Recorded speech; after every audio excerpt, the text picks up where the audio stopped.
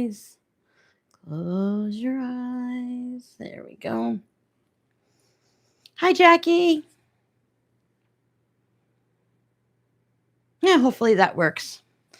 I don't feel like fussing with it today.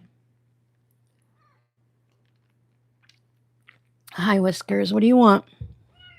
I don't know what that means. Sissy's not in here, so I can't shut the door. Do I need... Oh, there's Sissy. Okay, everyone's in. You're right. Thank you for letting me know. No, I closed the door. He brought everyone in. Everyone's staying in now. Cats know exactly when I turn the camera on, because then everyone's like, hey, it's okay. I would like a little food, please. Here, eat down here, because you're scared of the iron. All right. Welcome, welcome, welcome. You made it, Audrey. Now, I don't know what happened. YouTube was being weird last night and this morning. I think I had a total of 5 live streams going at one point. And when I just went to check now, I had 2 going. So I want to go to the other window that I have open. Come on. Hey, the mouse isn't on. Let me see if I can see if I turned off the ads on a live stream. I don't know which one. Yeah, see, it doesn't even show me existing in, I don't know. You guys are here, so if there's ads, there's ads, and if there's not, hey, great, I pressed the right button. But we're here. 2 of you made it, so I'm hoping that means I'm live somewhere. Let me see. Oh, stop, YouTube. Oh my goodness. Oh my goodness. Let me check and see if it's actually showing. I mean, it's got to be, because again, you guys are here, so it has to be somewhere. So let me just verify. Because for anyone who's watching, we're not going to start until, yay, we're not going to start until a little bit after 1. So I can see it. I don't know what's going on with YouTube, as long as I can see it, right? Let me make the chat a little bit bigger. There we go. Hi, Jody. Oh, no, that cold's got you pretty hard, huh? Okay. So I don't know if the YouTube actually had it posted that there's going to be a live today. Hopefully people are either seeing it or you just guessed that I'd be live today. I did do the poll, and I really thought it was going to be Halloween scraps for a while, but overnight the polka dot took over. Oh, long COVID. Yeah. Me too, but they're not the ones we're making today. This is what right here, these polka dots, this is what we're making today. And I'm just making things up. So here's this. And I thought with these that next Friday, don't hold me to it, but next Friday we can do the spiral quilting on these because they're a decent size. They're about 10.5 by 8.5. So it should, notification work. Thanks, Jackie. It should work, right, to make it easy enough, but not too big. Yay, everyone's getting notifications. Yeah, it's easy, especially if you end up going to a grocery store. It's super easy to pick it up. So I am just going to work on the Halloween one for now. And when it gets a little past 1 o'clock, then I'll pick it up and we'll start working on the polka dot one as requested. But I had to do a Halloween one. My first choice was Halloween, but I thought, let's let the people choose. People chose wrong, right? Just kidding. I would have made both anyway, so it doesn't really matter.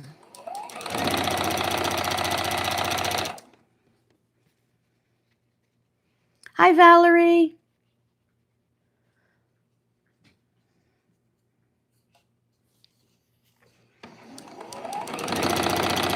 I noticed that the weather in a lot of places is still kind of crazy, that some people are still kind of getting some cooler weather in, middle of June, which is crazy. My packing, oh, I totally stopped. Once I got that migraine, I stopped and I didn't want to take a chance of, getting it back again. So that's on to next week's thing. It's not a big deal. I mean, it looks like we're moving in February, so it's not like a big deal. I have plenty of time. I just want to get things squared away so that if something changes, I have all of my stuff done and I don't have to worry about rushing at the last minute. Plus, it kind of clears up. I wanted to clear out the closet, to be honest with you. I moved all the fabric into my daughter's room because she doesn't live here. And I want to take all the storage bins and just stack them in the closet so that that floor space is not all cluttered. You know what I'm saying? Because it gets kind of messy in there. I think it's maybe like 4 or 5 feet from the door to the wall, so kind of deep, but it's like 8 feet long. So there's plenty of space for me to make a mess. Oh, February will be here quick. Once we get through the summer, the rest is just going to fly by. I've already gone and gotten rid of a lot of stuff just moving here to begin with. And I want to make sure everything that I'm taking back is things that I'm definitely going to be using. So I've mostly been paring down like certain crafts. And I think I have 2 of the big, I'm using the clear bins, but they're the black bins with the yellow lid, just a clear version. And I have 2 of those full of fabric, yardage. So I got some of the envelopes in the mail. And then I just need to sort through it and decide exactly what I'm going to keep and what I'm going to pass on. And then, put it up on Etsy. Whoa, there's 2 fabrics there at a good discount. So if anyone's interested. Oh, well, you got the soccer people in town? Well, there you go. I haven't been paying attention too much to it because, it's just not my thing. But also, hi, Tony. But also, I have been seeing the UK people that came here for it, realizing how different the US is compared to what they thought it was, So I thought that was kind of interesting.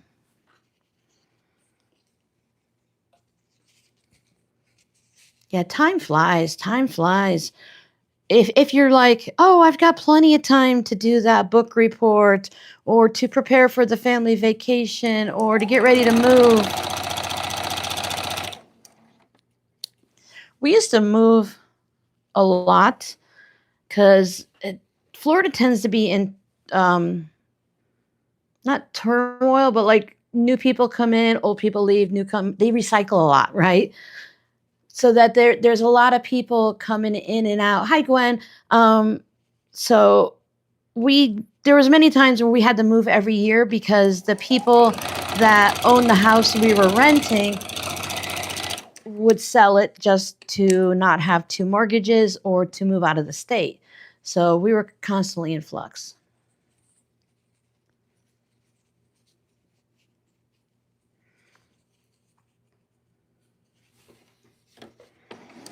Hey, something could be happening 2 roads over and I might not pay attention. I'm sure this city's going to have a big 4th of July thing. We'll probably I think I started hearing fireworks at the beginning of June. It hasn't been too bad yet, but I have a feeling it's going to be a big celebration because even here in Florida, both places, they like their fireworks and stuff. So if you don't mind, I'm going to finish sewing these 2 rows, stack it with that, and then we'll start on the polka dots, and I'll explain my decisions on what we're doing.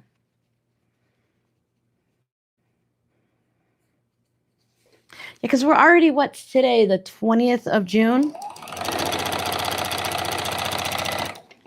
I'm not used to the June 19th holiday yet, and I kept waiting for the email telling me what kind of mail was coming because we have a couple things that I'm waiting on, and it never came. then my daughter told me last night, she's like, yeah, it's a holiday. I'm like, oh, well, that explains it. Whatever. I mean, how often do we have new holidays, right? We get holidays taken away, but we don't have new holidays brought in. We used to have 2 President's Day, and then they combined Lincoln and Washington. Father's Day is tomorrow. Yep, I was going to say happy birthday. Happy Father's Day to all of the fathers out there.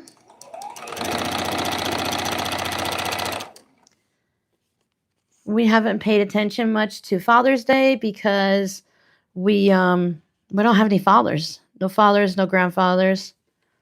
Oh, they're playing on the 4th of July? I've seen videos in the past from the UK people that do like those reaction videos, and they were really shocked at how much pride the country has. Like there was a baseball game that they couldn't get the national anthem or something to play right, and they were just going to skip it. And everyone in the stands said no, and they just sang it basically a cappella with no music. Especially when it comes to the sports games, people get loud about everything. They like to celebrate. Don't blame them. All right, let me do this one. I won't even iron.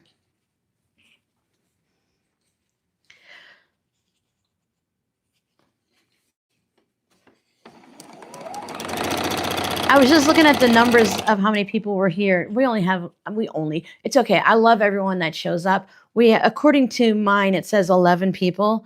It was 10, and then it was 11. Now it's 10 again. So I never know what that YouTube thing's doing, because halfway through, and then I can see the numbers and stuff on the back end, and it's always weird. But anyway, it went from 10 to 11, and it went like this really quick to just one number. But I'm going to just sew this together, and then we'll start on the polka dot one. Like I said, I'll tell you what I'm doing. Thank you for those of you that are still here and being patient. I think with the fact that, well, I'm sure they're probably playing a game right now, so we'll probably not have too many people here, but it's okay because we can hang out and chat. And as I said, YouTube was doing really weird stuff last night and today, so I don't know what's going on. Painting fabulous florals. Once I finish sewing this row together, I'll pull in the polka dots and I'll go over all the numbers. Where did I go? Where? Am I blind? Oh, there. Like, where'd the polka dots go? I lost them. Yeah, we're going to move back. Robbie, my youngest, and I are going to move back to Florida. The older 2, I don't know what my daughter's doing. It changes every week. And Justin's dating someone, so he's going to stay here, he said. We'll see what happens in February and the year after and the year after, but whatever. Robbie and I are going back. Arizona was never meant to be a full-time thing. We came here for my daughter to get her promotion, and it was planning on being a 5-year thing. And we'll be 3 years in February. So she's decided she doesn't want to have that type of career anymore. So there's no sense just staying here to stay here, There's too many things we miss about Florida. Okay, so to start with, I'm working with polka dots. So I have this as the lining, a fun polka dot with all the colors. I had these jelly roll strips in my polka dot stash. So since they're all from the same jelly roll, I thought I would use them. Therefore, these are 2.5 by 2.5. I wanted a color that would not be black or white or gray to go in between. Let me pull my Halloween one back.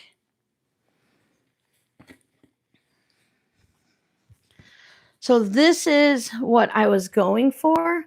I think these are a little bit thicker than I want. These are cut at 1.5 by 2.5. I think I'm going to cut these down to 1 inch by 2.5. I just want a little pop of color in there. I don't want it to overwhelm. I was thinking, I think I took it and flip the numbers, that if I did 1.5 with the seam allowances, I would get a 1/2 inch, and I flipped them, you know what I'm saying? So these are 2.5 by 2.5. This is going to be, I'm going to do it 1 by 2.5. And I wanted them to alternate because I didn't want anything to stack on top of each other. I'm totally making it up as I go, which is why, I have this. Excuse me. I just did some quick little math on here and drew a little picture and went, oh, well, let's just make it up as we go because that's what I'm in the mood to do. So I need 1, 2, 3, 6, 10. Oh, 1, 2, 3, 4, 5, 6, 7, 8, 9, 10, 11, 12. Make sure I had that right. So there's 14, and I'm going to do the same thing on both sides. So I am going to need 28, 2, 4,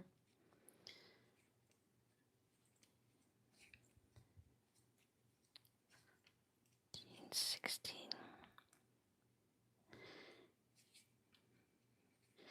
I probably did not figure this out right. 1, 2, 3, 4, 7, 11. I don't think I have enough. 2, 4, 6, 8, 12, 14, 16, 18, 20. Whatever, I can cut more. I've lived in Florida since I was 13. We moved down in 1982, but my grandparents had been going there for years previously. So Florida was always the thing. All of my children were born in Florida. They're all Florida crackers. We were in Cape Coral, and Cape Coral has changed so much over the years.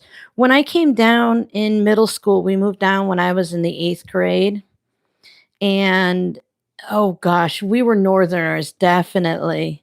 And like there was two of us in the entire, there was like three classes in the 8th grade that were like, if you were in class 1 and you would rotate through math, science, and English, class 2 might go through English, math, and science or something like that. So there was three groups of like 25 or 30 kids, and there was only two of us in our group that were not born in Florida.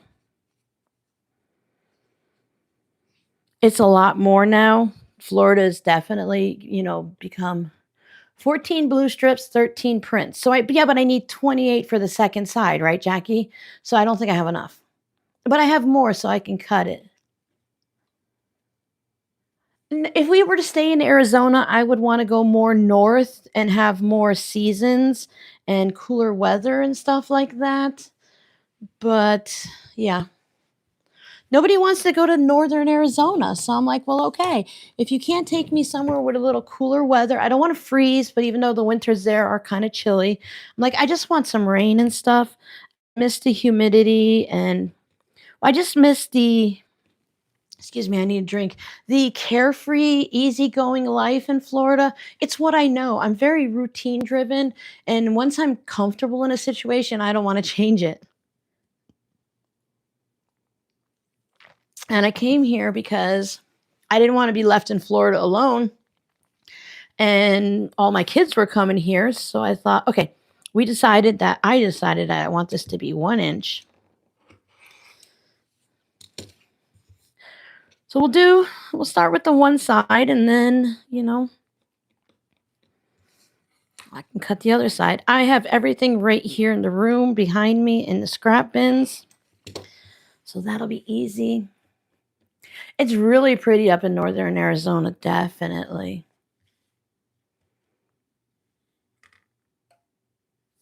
Yeah, the squares are 2.5 inches because they're jelly rolls, and the strips are going to be 1 by 2.5. Again, I'm just pulling out what I have and then just going with a very blurry image in my mind. I just don't want to I don't think a whole bunch of polka dots together is going to be very pleasing to the eye. I can do that with the Halloween and just have a whole bunch together, but I think the polka dots will get too painfully blurry, and I think they need to have some separation. So I'm going to have some separation with the aqua strips.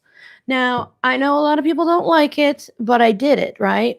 I went on ChatGPT and I told them all the colors, and they said that a purple would be good, a aqua would be good, a black, and a charcoal gray.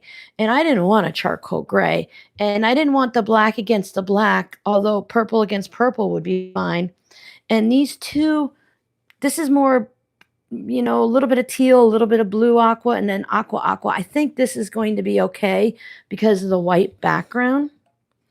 So what I'm going to do, I think this one has 3 on the top. I think I want 4 across the top. So let's just see what we have. 1, 2, move down a little, please. Just let me know if you guys can't see what I'm doing.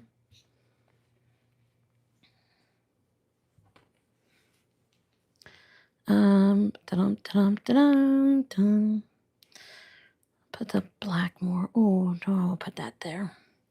Like, I don't want to put the orange next to the yellow because they kind of have, and I'm going to put all of the ridges up on the top.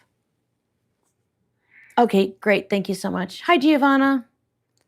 And hello to anyone that I've missed, and hello to all of our lurkers. So with the 4 across the top, I'm going to put these strips in. And what I want to do before I go any further is I want to sew this row together like I did with the Halloween ones. I want to sew this row together to see, do I need to put another of, I think I need to do this. But we'll see, right? I want to do 2 rows. I want to do this row and measure it. And then I want to do the next row, because the next row with only 3, the row with 4, the row with 4 just has the aqua in the center. And then the row, would you stop crying at me? What? Mama, Mom. What? All right, if you go out, you're the one that brought all your sisters into the room.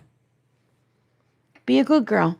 It's just Robbie and I home today, so I can have the door open if they want to go in and out. It's not a big deal. It's not like I'm going to disturb anyone with my talking. Kind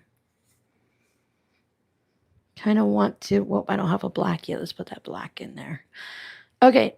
No, we need 3 for this one. Do we not have all the colors used? Hold on. Red, there's no orange in here, so instead of the 2 green, let's bring that orange in. Things are going to touch, right? It's not going to matter that much. I lost my train of thought yelling at the cat, so if it was anything important, whatever. But yeah, we're just going to make it up a time.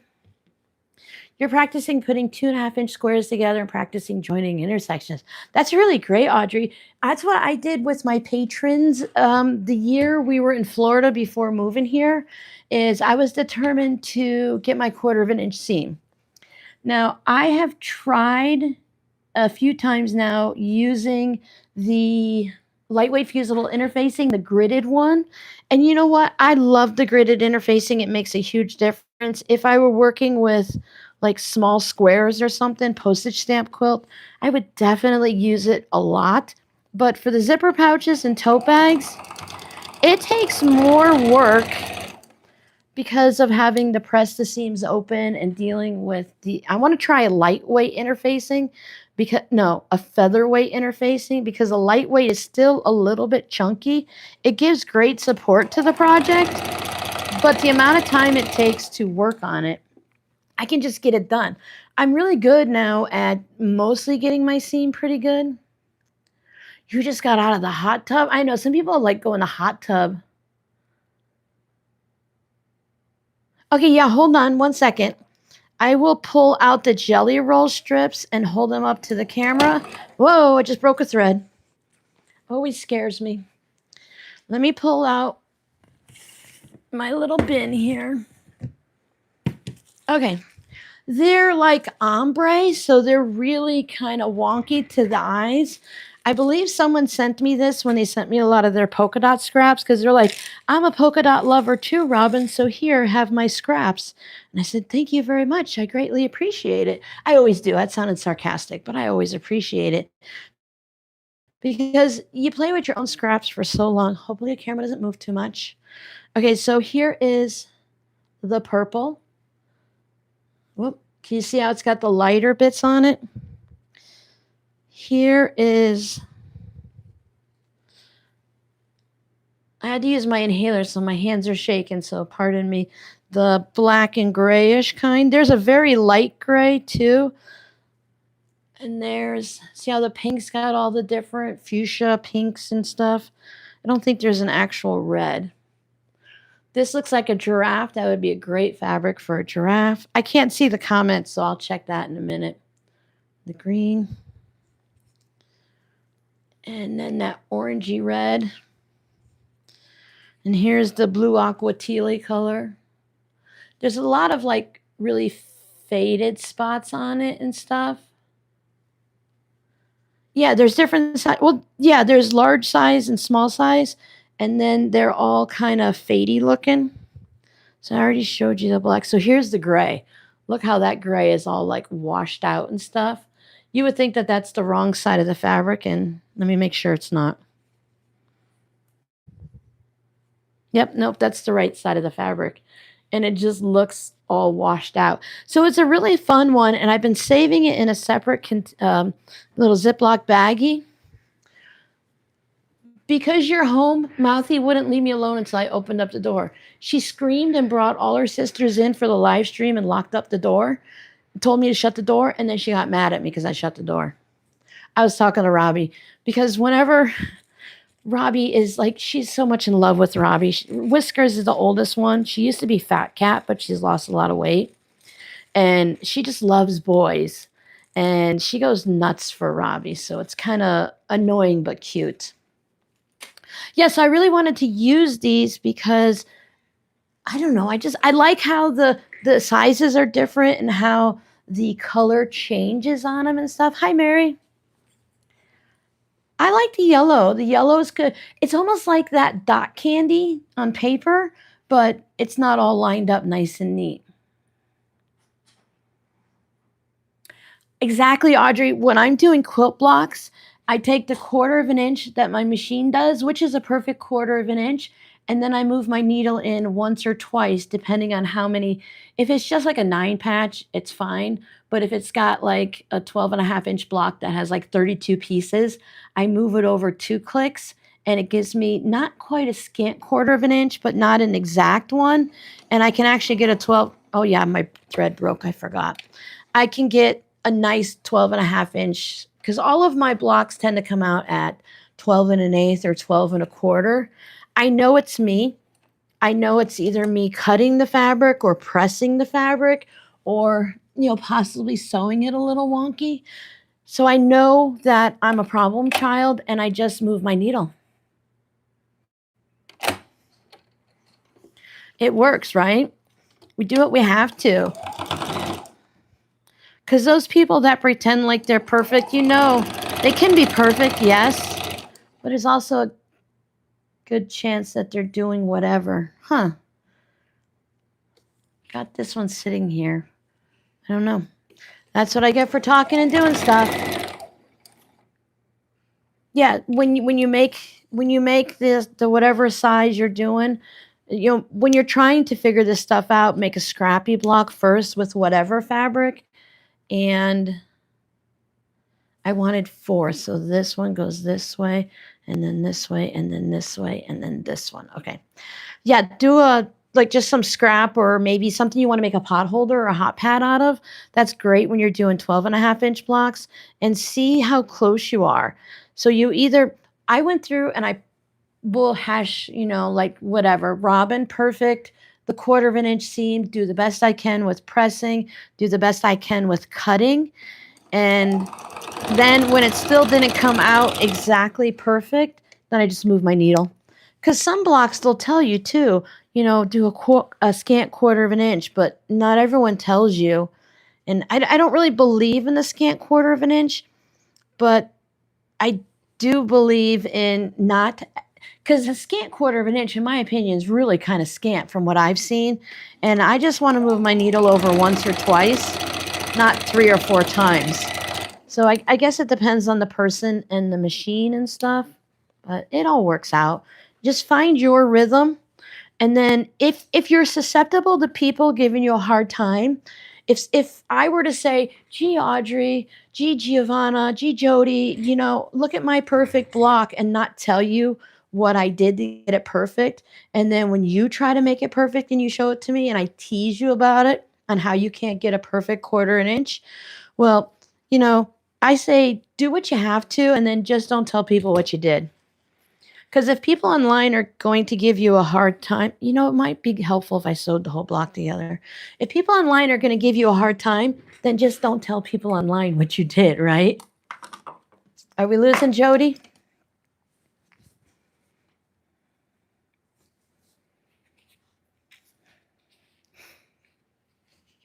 Yeah, sometimes we just have to, like, I do some things, and some things it's kind of hard to explain or show. It just works for me, and not everyone's going to understand it. So I don't always tell anyone, right? I try to show you the way to do it, properly, so to speak.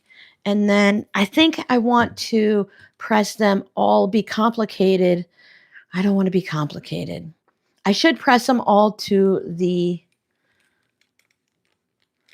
I should probably press them as I go. But sometimes what I do just doesn't translate well and not everyone gets it. And I don't want to confuse any new person. So a lot of times I just don't show you all of the crazy things I do. I'm used to it now, getting the comments from people other than, I apologies again for the last live stream. Every now and then I will explode on someone. At least in the comments I can delete it. Can't do that on a live stream, but whatever. Okay, so there is the first one. And this one measures from 20 to 30, so that's 10 inches. Really? That doesn't look like 10 inches, does it? I know math is mathing. All right, that's 10 inches. But I could be trimming some of that off. Like on these, I trimmed a little bit off on those, so we shall see. So the next one is 3. Oh, yeah, 10 and a half this way and 8 and a half that way, Robin. You're okay. See, figuring things out as I go and talking out loud to people doesn't always work for me. So I have to be careful. But you guys try to help and keep me in line. So yeah, I want it to be about 10 and a half inches wide. So 10 inches is fine. Yeah, if Jody doesn't answer you, don't worry. She just fell asleep.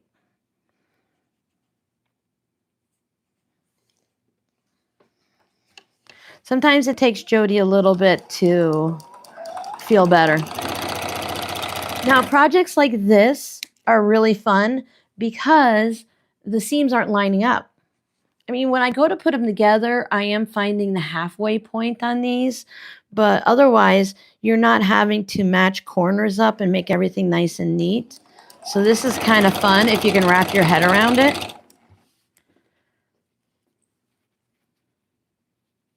Yeah, don't say anything nice at all, right? I just don't get it. I get comments during my regular videos, of course, saying I talk too much, and we know that. Especially when someone's watching a video from 6 years ago, I hadn't, figured out to not talk so much, right? I was trying to give all the information I possibly could so that everyone had everything they needed, right? I think what I want to do is press everything to the aqua. I don't know. This could be teal. I think it was sold as aqua. It's a little dark, but I think I want to press everything now before I, hopefully in the screen, before I move on to the next step, So there's 1, 2,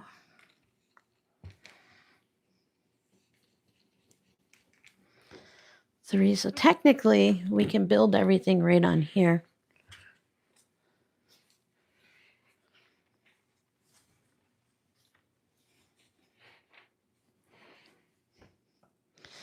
I have everything, the fabric is safety pinned on the back, and I broke one off the other day when I was moving things around, and I hear it moving, so I just want to make sure I didn't break it again, or a new one.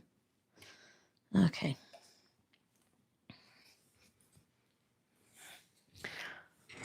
Oh, yep, I did. Thank you.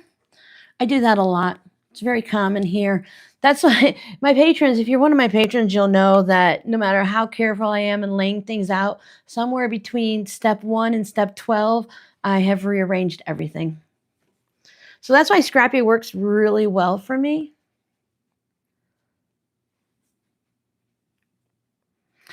Sewing is very relaxing. I get very immersed. I'll put something on an audiobook or a TV show that I've already watched, or maybe someone else's YouTube live stream if it's on.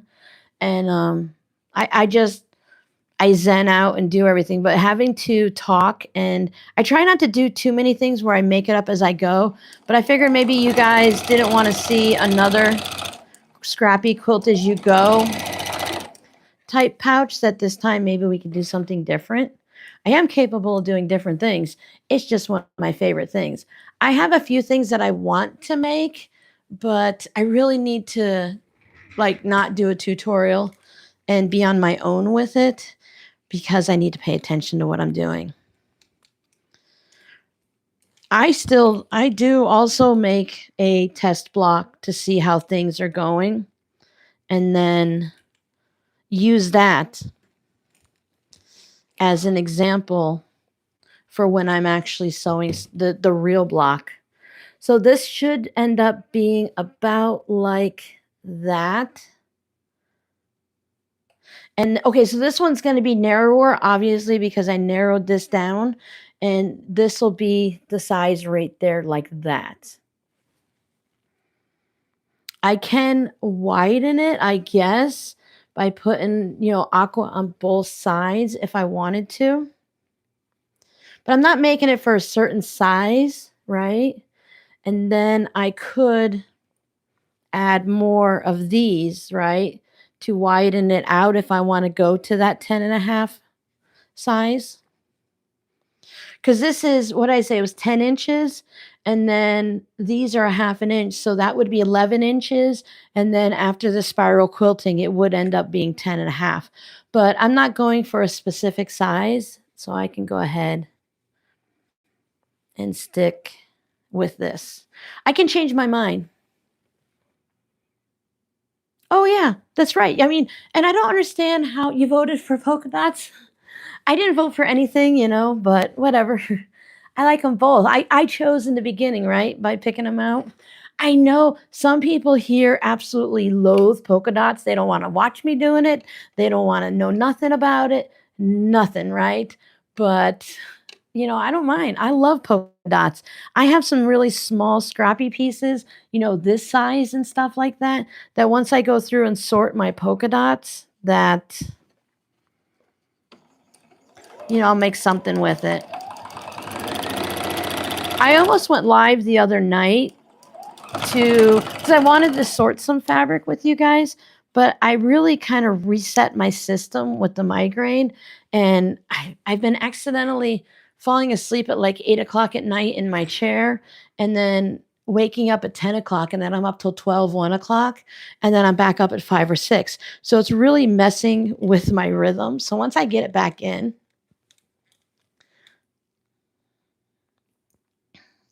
I have some foundation paper piecing that I really need to start working on. I need to do that last block for the Missouri Star quilt along, and then I need to start working on those ones that I bought those pads for. I've just been having fun doing the vlogs and getting everything up to date. I have to come over for a drink.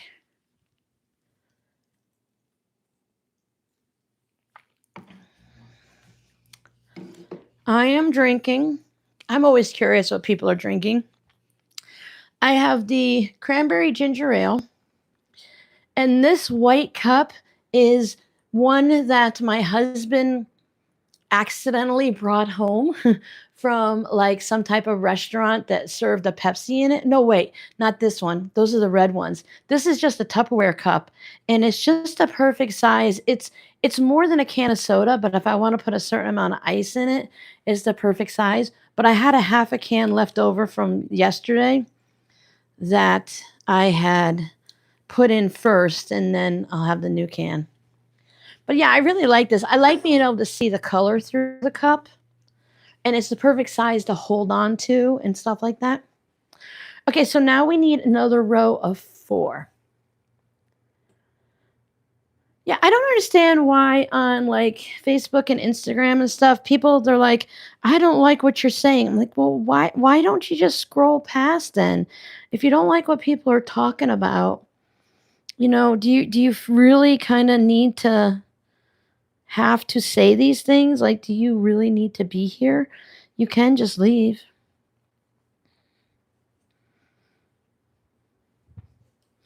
All right, let's take a moment since I have these all messed up. Oh, I don't want to put the gray next to the yellow, but I will put it over there. And I'm not worried that I cut too many of these because they're 2.5-inch squares, right? We're good. We can we can have other projects with them. I can make other zipper pouches with them. Do you guys agree though that it kind of needs to have a little separation and not have them right up next to each other? I thought about doing a checkerboard, but I really wanted it to scream polka dot versus, whatever. Oh yeah, the half-inch squares, that's more than I'm willing to do, right? I've done it before, but yeah, like I've done that with the half square triangles and stuff like that. I'm like, you know what? No, thank you. So here's my 4. So I will need one more row, and I want to do that row as a 3 row. So while everything is sitting right here, let's go ahead and figure that out. So no green, no yellow, no aqua, no gray. So we can put a purple and a pink, just one pink, Robin, that's enough. And then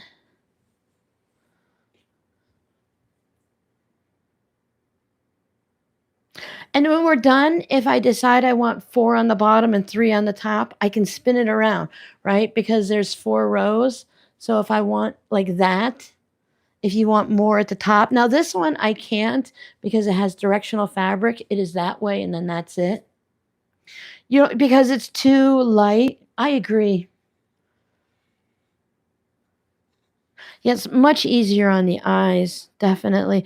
So I think I can put maybe a black on the bottom then, and then we can put an orange over here. Is that better? It's really like do whatever you want. It's personal choice. Like maybe there's too much red to go with the pink there, and maybe the pink and red is too close to purple, and maybe you don't want to have the yellows that close together. And you could play with this forever. And look at all these extra ones I have left over. Oh, I have to make the other side, guys. That's why I have so many. Duh. Silly Robin. Tricks are for kids. Do you remember that? Okay, then we have 3 of these. We're not going to actually sew the pouches, possibly. No, yeah, we're not going to sew the pouches because we have to quilt them first, and we're not going to quilt them until Friday. Or I'll do them probably on Tuesday, but it'll be for Friday's tutorial. So when we're done with these, if we still have time, we can always, I don't know, I can sew the other side of, I have 2 sides of this to do. I have the other side of the Halloween to do. So we can get a little bit more sewing done.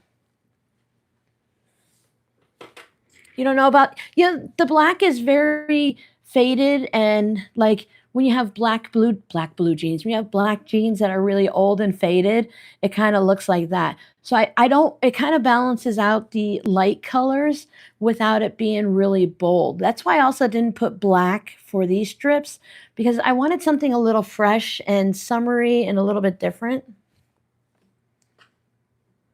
I could make the other side plain fabric. I can make it with just one piece of polka dot fabric, but I want to make the other side just like this time, because with the spiral on both sides, I think it'll be more fun.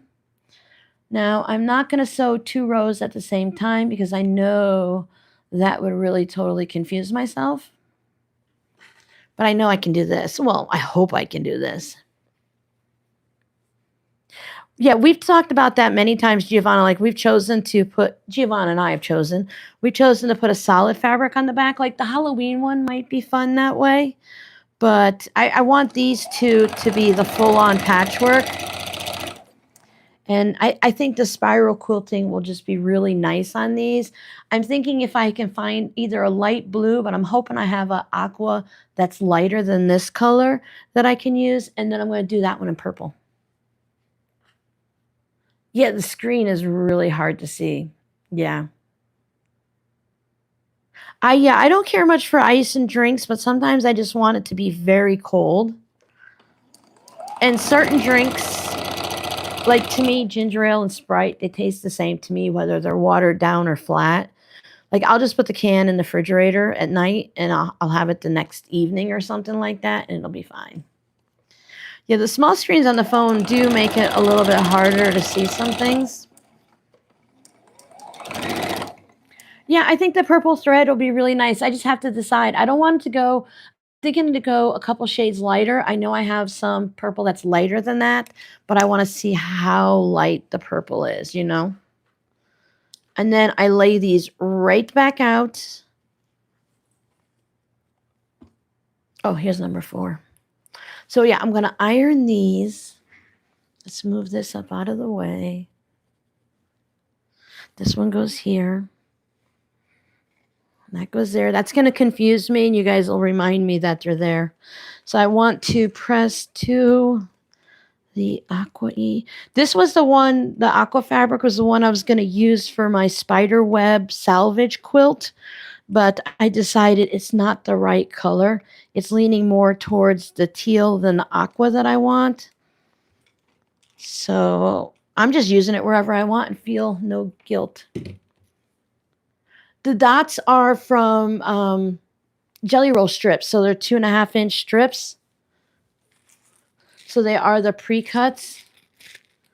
And someone just sent me them. A lot of times you guys will make a quilt and you'll either not want to use the fabric again, or you'll be like, hey, I've made 7 projects out of this and I don't want to look at it anymore, Robin. Can you please take it from me? I'll be like, yeah, I can help you with that.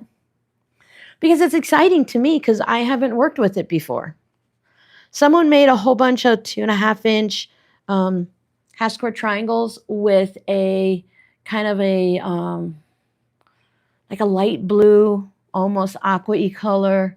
I have some in my shop of batiks, and she's like, I made so many extras. She sent me like 200 of them. She's like, I really overcalculated when I made these for the quilt. And I'm like, yeah, I understand that completely. So she's like, I've made enough projects with this. Can you please take these off my hands? Yes. That's why just even working with someone's scraps is fun, because I know I've had enough of certain scraps and I'm like, I just don't want to work with these anymore. So I get it, right? You just get tired of it. Okay, so I want to press to this color. And I want to press this one this way. So even when you're home alone and like there's no one around or whatever, if you do like I do and feel the need to talk out loud, I don't think there's anything wrong with that. I think it's part of the creative process.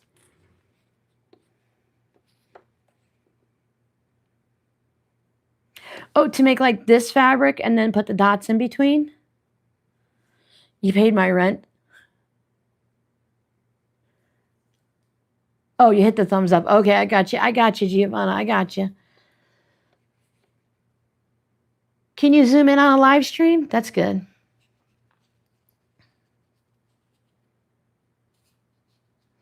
Because I'll have all of these, so I can cut these like in half. I mean, they'd be 1 1/4 then, right? And that would be fine too, because there's a difference between this pop of color, like this much. The purple's really popping to me. And I can see this aqua's already, like, hey, here I am. But if you swap them and you put the polka dot here, it wouldn't even matter too much if the polka dots were a little bit larger. So having them at 1 1/4, I think would be fine. I think that's a great idea. Because technically these are already cut now. I mean, they are 2.5-inch squares, so I don't have to. But with my very relaxed rule of once you pull the fabric out, you need to, use up as much as you can, that could definitely be a thing. I could also make stars with them. Make a blue, you could do like a blue, the aqua star on one side with the polka dot background, and on the other side or in a second pouch, you can make a polka dot star with the aqua background. And I think I need to write that down. So excuse me while I come around, because I want to start working on some star projects because I love stars. And I think that's a great idea. I'm going to write all of them down in my messy little journal here. If there's no lines through it, then I haven't done it yet. So, hey, what are we in? Excuse me. Week of the 22nd? Yeah. Okay. So we have polka dot, stars, aqua, background, reverse, and then reverse, current, live, polka dot, pouch. That's enough information for me to remember. Okay. So remember I had all of my sticky notes up on the wall. I still have a few, but I totally cheated and I stuck them all into my planner in various places. That way they're not on the wall, but I still have access to them. Because some of them are like ideas, like don't forget this and don't forget that. And hey, you should make this project. And it doesn't need to be up on the wall all the time. Oh yeah, you have to close the chat to zoom in. Yeah. Oh, I love the wonky stars. I think for these, I don't want to be wonky. I want to be, more precise. But wonky stars are fun. It's a great way to use up scraps.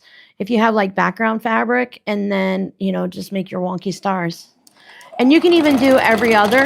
Like if you were making a tote bag or a quilt out of this, you can have like a polka dot star with the aqua background. And the next one, the aqua star with the polka dot background. It's kind of like a 9 patch, but you're using quilt blocks instead. So even if you only have very little base knowledge of quilting and you don't think you're creative, you can really just take what you know and love and are good at making and then just kind of play with it a little bit. I like to, okay, if you don't have a design board, it's really a good idea to have something or at least a place, the dining room table. And if you have to do it like on your bed, then I recommend putting a white sheet down if you already have like a quilt on the bed or something, so that you have a plain background, piece of batting, whatever. And then you can see what you have, and you can just like move things around, and you can just, even if you have a fat quarter, you can fold it up and then just pin it or lay it down onto the bed. Like if you have a brand new fat quarter, you can just put the whole fat quarter right on the bed. Here's a purple fat quarter. What does it look like when I do this, that, and the next thing with it, right? All right, don't burn yourself. Good job. So you don't have to be creative. And like I asked Chat GPT. Normally I'd be like, I'd go on to Google and I say what colors go with purple and green. And then all of the paint chips and the flowers and that.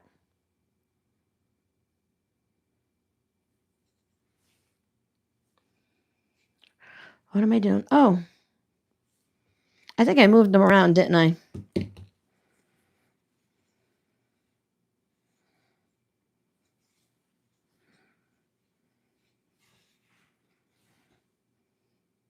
That's how it's going to be now. Right, Giovanna? You can also take, like, I was chatting with someone.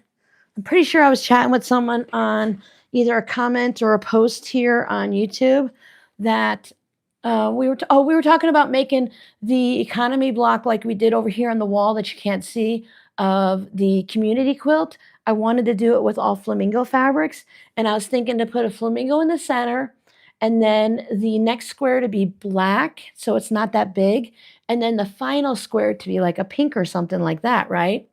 Not that I need another quilt, which led me to think I was trying to count off how many quilt tops I have that I haven't finished.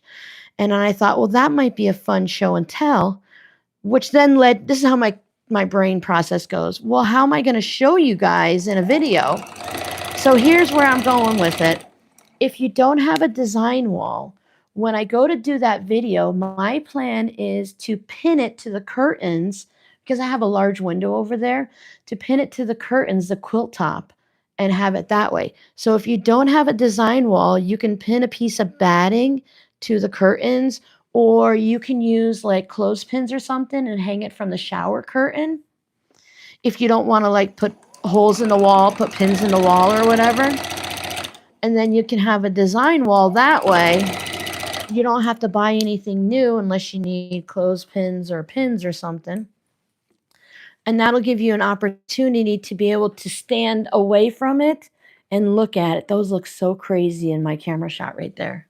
The zigzag quilt, the mug quilt where each like white coffee mug had a batik design for each month in it. So there's, I don't know, maybe a Christmas tree and a heart and stuff like that. There's the yeah, I can't think. I couldn't think either. I came up with 3, but I know there's like 5 or 7 of them. So I wanted to go and pull them all out. I was going to do it next Friday, but now it'll be the Friday after because I just told you I would do zigzags for you guys, swirl quilting. Now remember, when I show you guys stuff like this is really just, most of you know, but it's just me kind of watching some other videos and just making it up as I go. So we're going to kind of make it up as I go. And if it comes out great, perfect. If it doesn't come out great, well, we'll learn something along the way. To hang the quilt, yeah. Oh, yeah, like up on the shower curtain rod. Yes, that works too. You know, hang up some batting and do that. I've also hung batting up. I put batting on the wall at like the end of a hallway, but you can also do it like right in your door. And you can like either leave the batting up all the time and then you roll it up, kind of like, what are those Roman shades that have like a ribbon or something that go like that? You can roll it up and then pin the ribbon down up to the wall. And then when you're ready to work on it, you take the ribbon off and you let it roll back down. There's also portable ones you can do and stuff like that. Closet doors are great. So I know a lot of people have small spaces and they can't always, this is where I got in trouble, right? Because I'll turn it this way to iron that spot easier. And then I will end up having everything in the wrong way. So there. Okay. So this is as wide as the pouch can possibly get. And there could be trimming after quilting. So if you need more room, you can always cut one of these in half and add it to the side, or 3/4.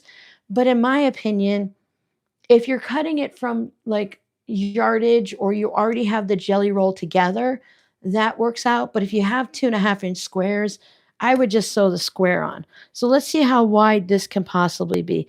This can only be 8.5 inches wide. And I kind of want it to be a little bit more. So I wonder, yeah, there's small spaces. You have to do the best you can. On the hallway wall. Yeah, even if it's not in your room and you have to go to another space, then yeah. So let me move these down. I like this width here, and this width is, I need a bigger ruler. I'm collecting rulers over here now. So let me get the 12.5-inch ruler. So this is 10 inches, we said, right? Yep. So this is just a smidge over. It's 10 and an eighth. That has to do with quarter of inch seams and stuff. So if this is 10 inches, I would like this to still be 10 inches. And I'm lining these pieces up with the center-ish of the blocks. So I think I want to add 2 squares on each of these. Let's see what that would look like, right? Let's see what it would look like. So if I added 2 squares on, now this is going to be in the seam allowance and it'll be trimmed when I, do everything.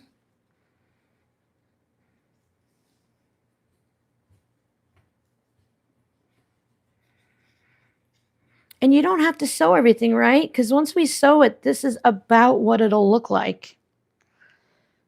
Now, normally I would pick my phone up and I would hold it up here and look at it and look through my phone because it gives me a better eye, but I can look up into the screen there. And while I don't like, see, you're going to have 2 polka dots there. So having them there is just my eyeball is confused because it did have aqua on these. So I think I want to sew 2 on each of these and I'll just end up trimming that extra off and it'll become something at some other point. So let's see what colors. Now, this is where using something like these grays, that if you don't think you're going to use them very often, if you put them there and it's going to get eaten up in the seam allowance most of the time, then it's like you're not wasting it. You're going to use it here and it'll be okay. Even if I put this, I want to show you how it'll work out in the end and how it really won't matter much if you have 2 of the same. Because once again, where's my small ruler? If I'm going to do 3/8 of an inch seam allowance, which is pretty close to, a 1/2 an inch, it's only going to have that little smidge of gray. So even if there's 4 that are exactly the same, it's going to be okay. So I'm going to go ahead and do that so we can see what that looks like and we can make judgments on that. We can decide, is it good? Is it bad? What's going to work, right? Because we don't know. Remember, we're making things up as we go. We're using a decent amount of scraps up, but let's be realistic. We're not using much of my scraps up because just making a simple zipper pouch is not going to use them. When I went through and I made crumb blocks, I used up a ton. I used up all my scraps. I actually had to cut into fat quarters and yardage when I made the crumb curtain.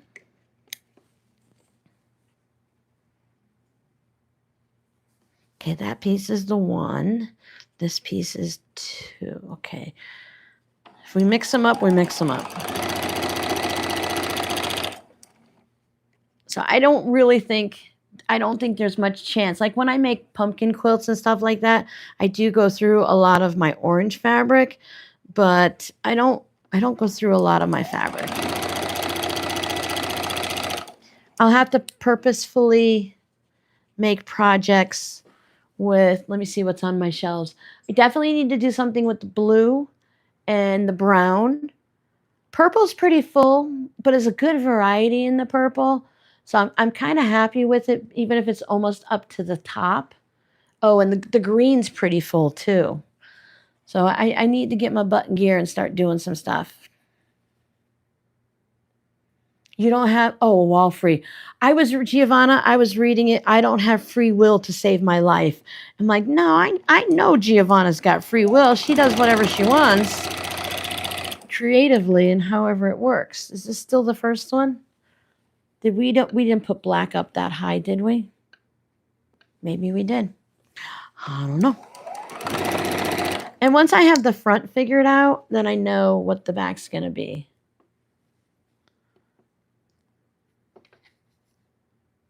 So now remember, we can't visually think, oh, well, this one's longer than this one. I need to add more to it. If I need my pouch to be a little bit larger, I can add the aqua on, but I would be better off adding the larger pieces because, once again, the seam allowance. But we're going to stop at this point, not stop the video, just stop sewing this, and we're going to sew them together. so that we can see what our basic pouch is going to look like. I do think that the gray is a little faded, but we're going to look and see if maybe, hold on, don't confuse myself. Maybe it would be beneficial to have included some in, only because it calms everything down a little. Or we can decide, hey, we were smart in not putting the gray in. Thank you very much. I think it was Giovanna. Look, I can iron left-handed almost. Projects like this, again, I don't have to worry as much about the seam allowance because now all of these aren't cut perfectly. I mean, I could see like this is straight, but it really doesn't seem square, right? But it's okay. So I'm going to start at the bottom, and I'm going to find the halfway point on this one and this one. I can do that one too, but I don't really need to be super precise. I'm only kind of, I want to make it kind of evenish, right? I don't want each one. I'm going to center this aqua strip right on those folds. Excuse me. And put the clippies in. Again, not worrying about being precise, just trying to... Okay, you guys remember that aqua's in the top left corner and the gray's on the bottom, because I am going to totally get things all confused. I might get lucky. I might remember. So even if my skinny strips aren't perfect and everything's going a little bit, one way or the other, sure, it would be nice to have everyone perfect, but we're just going to have fun. And once we do the spiral quilting on it, you're going to see how much the look of this pouch changes. Just by trimming off the extra on that, I was surprised at how different it looked. And I'm going to start sewing. I can start sewing here, but I'm going to try to start a little bit here so that I can save that piece without having too much thread on it. If nothing else, it can go into my small strips in the polka dots, and then I can make postcards or something with it, add it to something. Yeah, no one's perfect. And if you're really not, if you're off a little bit just once, it might not be noticeable. And if it does stick out and you're accidentally, if you make some boo-boos like 7 times, then it just all blends in and seems okay. Like sometimes the points get cut off on stars. I've noticed that even just the average person, right? If I have my stuff going on and Jackie looks at it and doesn't see my mistakes, and Giovanna doesn't look at it, doesn't see my mistakes. Giovanna usually catches everything. But if Audrey looks at it and she's like, it looks good. I notice that like being online and Facebook and stuff. Not everyone sees your mistakes, even fellow quilters. Let me make sure I got enough of... With the zipper pouch, as long as I caught... One of them looked a little bit close, but yeah. It kind of reminds me of suspenders almost. Doesn't make sense, but that's what it does. Remember, you're always going to see your mistakes more than someone else. I was always taught 30 feet away on a galloping horse, no one's going to notice. And quilting does really change a lot. If you don't think, because quilting depends on the type of quilting you're doing, but a lot of times, especially with the smaller things like this, quilting flattens things out. And like when you do string blocks and they look ugly until you trim them.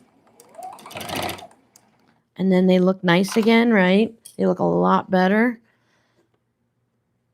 Sometimes you're just not done enough for it to be. Yeah, if you don't tell anyone, like I tell you guys because I want you to know, hey, look, I made a mistake too.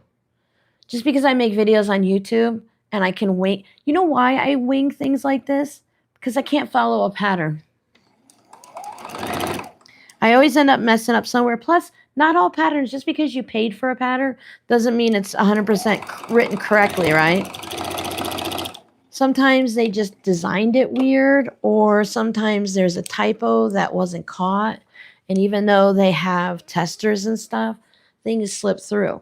So, always double check and never cut all of your fabric. Always make a test block first because you may have misread and cut everything at 2 inches when it's supposed to be 2 1/4. So if you don't have more fabric, it's kind of hard. Now, when I do this, I'm going to do the same thing. See, look, I like this when to push the fabric to it. This makes the aqua pop when you push everything underneath it because it forces it up. And on this one, I just pressed one way, and they're probably all even pressed almost the same direction. The purple lays flatter because these fabrics are on the top. So visually, the purple is a little further away. And visually on these, and it might be just one of the things that I notice, but I notice that this color pops more because I put that extra fabric behind it and forced it up. It's not always noticeable, and I think it has a lot to do with what color. I don't have water in my iron. What color fabrics you're using and stuff.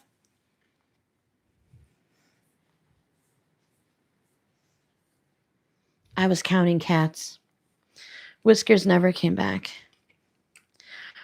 My daughter called me last night and asked if I would babysit her cats when they go away. They didn't go away, and I didn't have to dog sit 1 month. Now they want to go away for the 4th of July and a week afterwards. And but they can't leave the cats for a week. They're taking the dog with them. I think she said they're going to Utah maybe. But anyway, she wants me to cat sit. And my poor girls, they've just gotten used to going out and spending time comfortably and not being scared in the rest of the house. And now I'm going to bring those monster cats back in. And my poor girls are not going to be happy with me. So I'm going to fold these 2 in half. And mostly the rest will just fall into place. It might not even need to be done, but I find it just easy to have a place to line it up. Now, if I were doing a whole quilt row, I would do it, all the way across. Now, if I were doing this in a quilt, I like the offset nature of it. So if I were doing a whole bunch of 2.5-inch squares, I would cut one in half, have a whole bunch, and have a half. And then on the next row, I'd have a full one and end it on a full. Does that make sense? This time I changed it up by adding that extra color. I just didn't want a whole purple square in there. It was going to be too much. So I think, bedtime for the kitties. So I just wanted to have a little pop of color. So that, that works out. So you can do something similar. I did something, I think I had a video called, maybe I only did that with my patrons, the stacks. I kind of had wonky stacks going up like that. Again, once you have a little bit of knowledge, they always say a little bit of knowledge is dangerous. You can do things. You can do a lot of things with just pre-cuts. Because I know some people aren't able to cut fabric anymore. They can't see that well, or they don't have the ability to, use their hands in that way or their shoulders. So they just sew with pre-cuts. And there's so many things you can do. If you just look on Pinterest for projects for pre-cuts, the charm packs or whatever, you're going to come across a lot.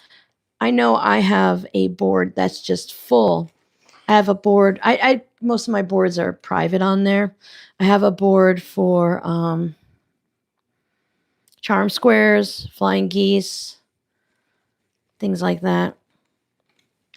Most of the time, I just want to turn it into tote bags, zipper pouches and stuff. I don't want to make an entire quilt.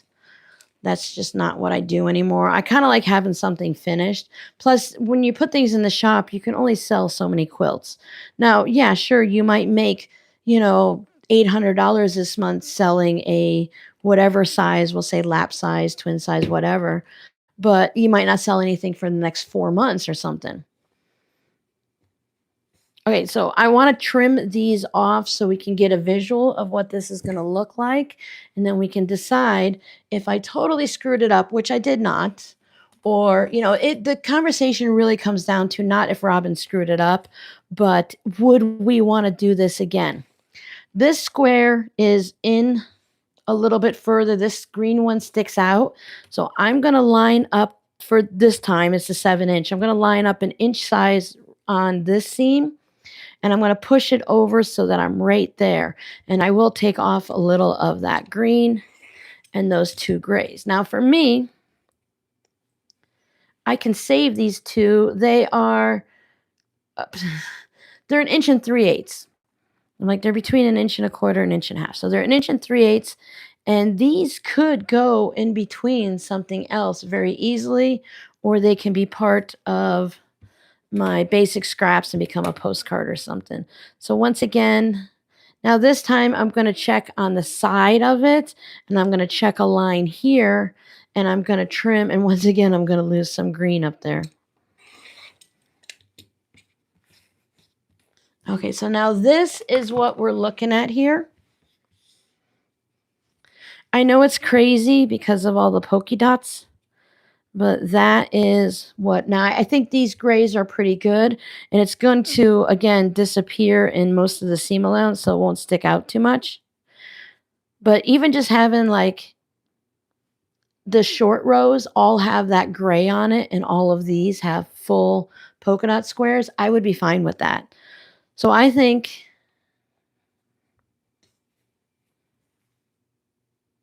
we might be able to use these on the other side to do the same thing.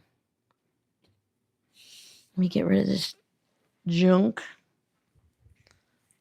and grab a drink while I'm here.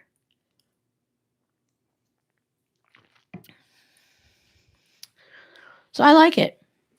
We will do that. Ow, chair. Thank you. I think it. I have left side, paresis, and pre-cuts just work better, right? Excuse me.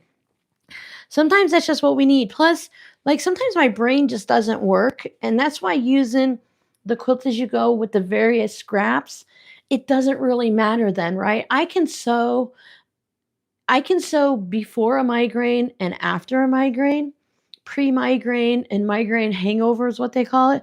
I can't do anything for that 2 to 5 hours when the migraine's full on. But before and after, I can still work on things like this because it doesn't take brain power. I just need to be careful that I don't sew through my finger. Your blocks turned out 11 1/4 by 10 3/4. Were they supposed to be 12 1/2 inches, Audrey? It sounds like I would check to make sure the pre-cuts, if that's what you're using, are the correct size. Then I would check the 1/4 inch seam, because you can just turn your block over and look at the seam, and I can just put my ruler. I have to use the center of it and look. And okay, from my fold to the seam line is a 1/4 inch. Now, I know where I get in trouble. I get in trouble when I press it. I don't always get the fabric pressed over properly. Like, I can feel it right here. I didn't press this perfectly. Excuse me, I drank soda. My apologies. I'm so rude. But it works for something like this. When I'm making a quilt, if I'm doing like 9 patches or something, I mean, okay, certain things need to look a certain way, and they look a little off if they're not properly. But if all of my blocks are 12 1/4 versus 12 1/2, I'm fine with it. I tend to trim my blocks to the smallest size that I made, as long as, within reason. Okay, so here I have the 4 on top, and here I have the 3 on top. I really do prefer that one bold line going across the top. Yeah, the thickness of your thread, whether or not you press after you sew the seam, you press it with the iron so the stitches settle down. Because if you sew your seam and you run your finger over it and you can feel the bump, bump, bump of the stitches, then when you put the iron on it and press that seam, then you feel it and it's more smooth. You might still feel the stitching, but it won't be like reading Braille. And then you just need to make sure that there's things online, videos about how to get the perfect 1/4 inch, and there's tests you can do and stuff like that. I always get confused. Like if you start with 2.5 inch squares and you sew them together, what number are you supposed to get? And I think it's 2.5 by 4.5. Is that correct? So if you don't have that measurement, you can check and go back. It's like addition and subtraction. I was talking to my youngest about it and how when I was in school, we would do subtraction. You'd have 100 minus 50 and draw your line and get 50. And then on the next, we would have to add 50 to 50 to get 100 again. So you can sew your block and then work backwards and see where you're having issues. And if you can fix it, great. And if you can't, then you just need to figure out how to use your blocks when they're not all perfect. Usually with the quilting cotton, you're reasonably okay. Most of them, especially with pre-cuts, are about the same thickness. But if you start messing with other fabrics, it can change. All right, so there's that. I want to do the next one. Like I said, it doesn't matter with the polka dots, but I want to do 4 across the top. Now, I could switch it up on the other side if I thought it made a difference, but I don't think it makes a difference. But I always try to get these side colors and the bottom and the top to be different, but I always mess it up. I have a hard time thinking around corners. Hi, Sue. Yeah, you do more of like the crazy quilts where you use all different kinds of fabrics.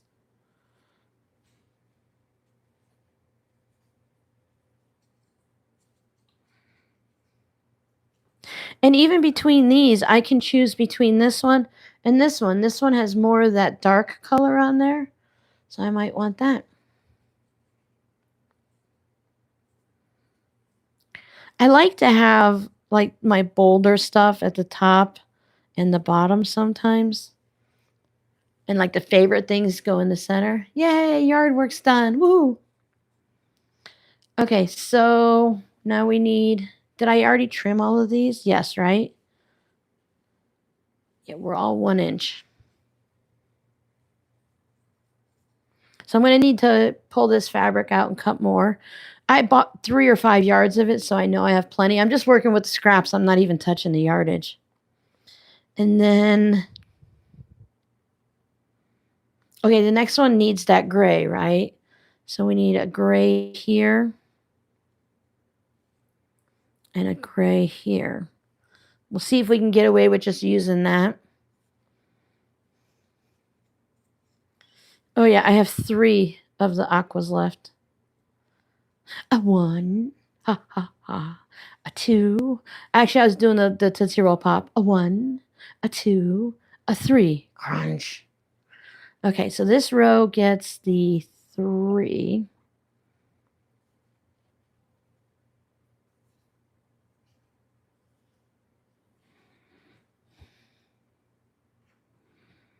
I don't want to put the yellow in there because it's kind of light with the gray on the end and stuff like that.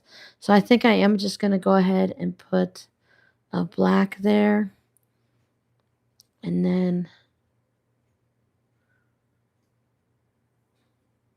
I'll need one of these here. And then I can put like maybe the yellow in there.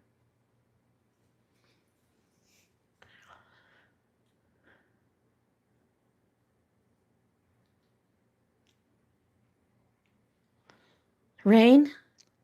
We have officially hit 8 days of rain since we moved here in February of 2024, and I'm talking more than 4 drops as you're going from the front door to the car, or 3 or 4 drops on the windshield.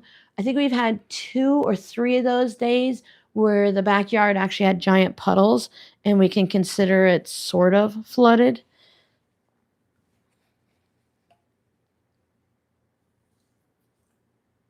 So this row gets FOA.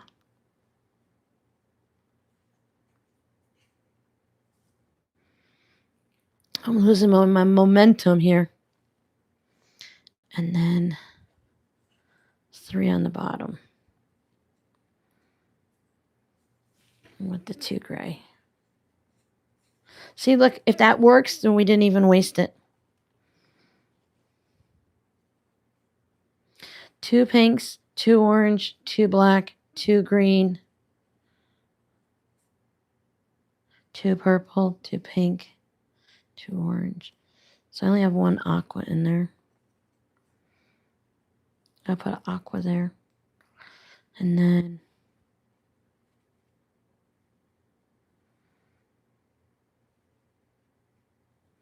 because red goes really well with aqua.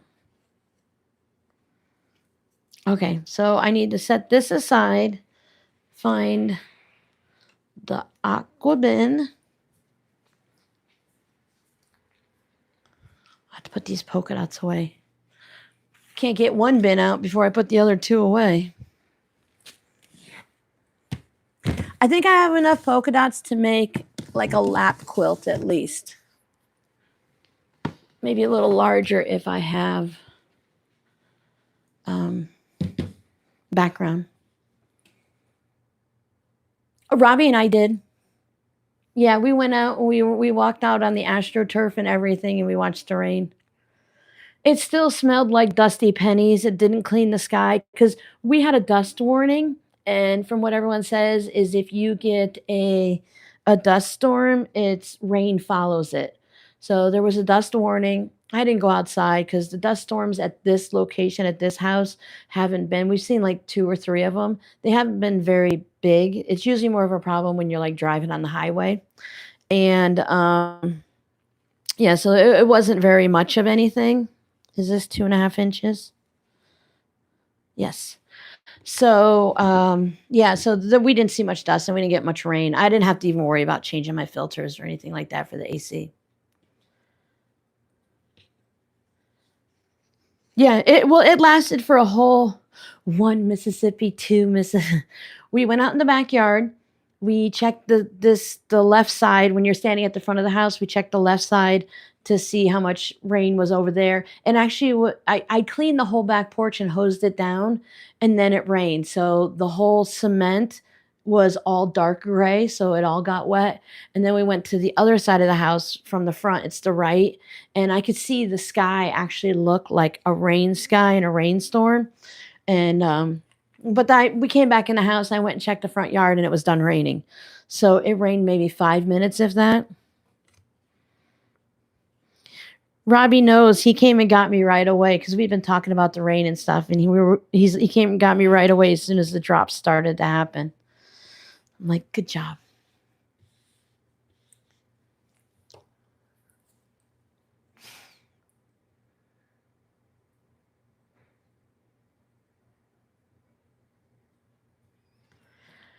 Yeah, even in Florida, I cut my grass pretty short.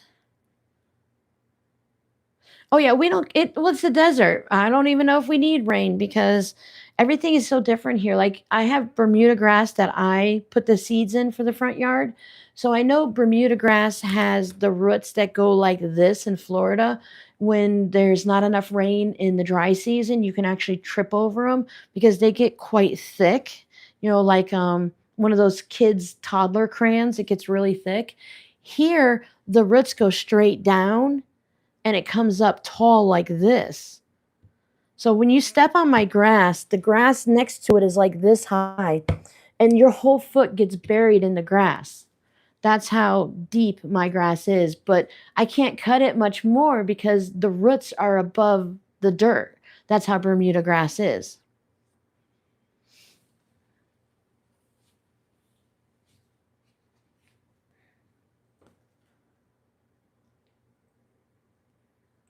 Yeah, I dance in the rain all the time. Okay, these are, I cut them out as an inch, right?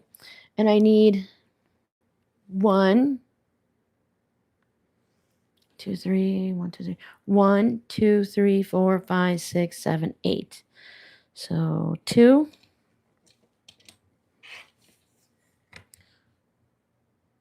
4.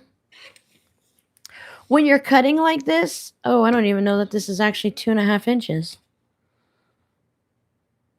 Yeah, it's pretty close. When you're cutting like this and you just start cutting, you have to be careful that it doesn't slowly get slanted. So when I measure, I just need an inch. I pick like this one here. I put the three line, I almost said $3, the 3 inch line down here, and I line up the inch that way. I don't like to go directly like this because I find it harder to see. So it doesn't matter to me if I put it on 3 or 4. These rulers are a little harder to see on the halfway, but I want to make sure I have 2 points that I'm lining up. 2, 4, 6, one more. And then I'll double check too as I'm going. If anything's getting a little bit off and it's starting to go, I'll make a little bit of a wider cut. Okay, so this is 1 1/8 inch. And then I'll turn it around and I'll cut off whatever happens to be crooked, so that I make sure both sides of my piece are nice and even. That's what I do. Again, I don't know the rules. I'm a rebel. Robin the Rebel.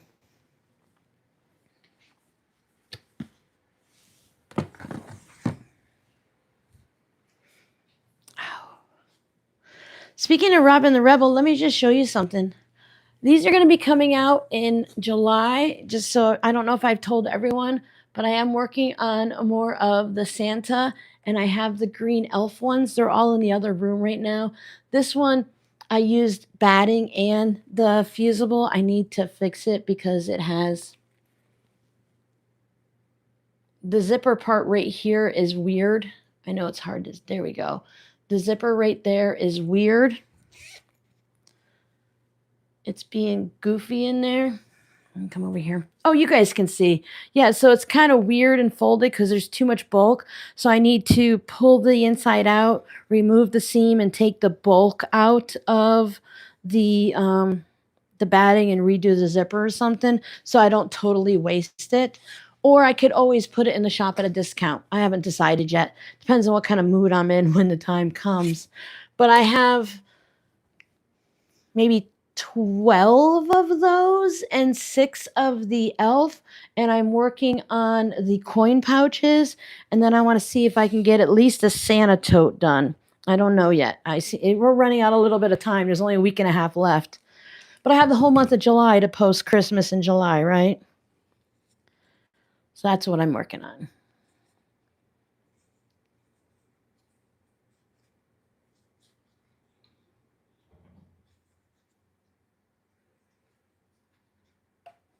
I think the electric scissors work really well. When I got that one pair from the company that I always forget that I have, I used them on cardboard because there was one for cardboard and one for fabric. I think those scissors that are just the basic shears like this, that I would use them mostly for cardboard. They have the bigger fabric cutters that have like a base that goes underneath the fabric, and then it's like a circular saw type thing that goes across the top. I think those are better for cutting large stacks of fabric. Look, I did it right. I mean, that's why you have the example, right? So you can see what you're doing. Yeah, I probably will. And I made I took the striped fabric and let me show you.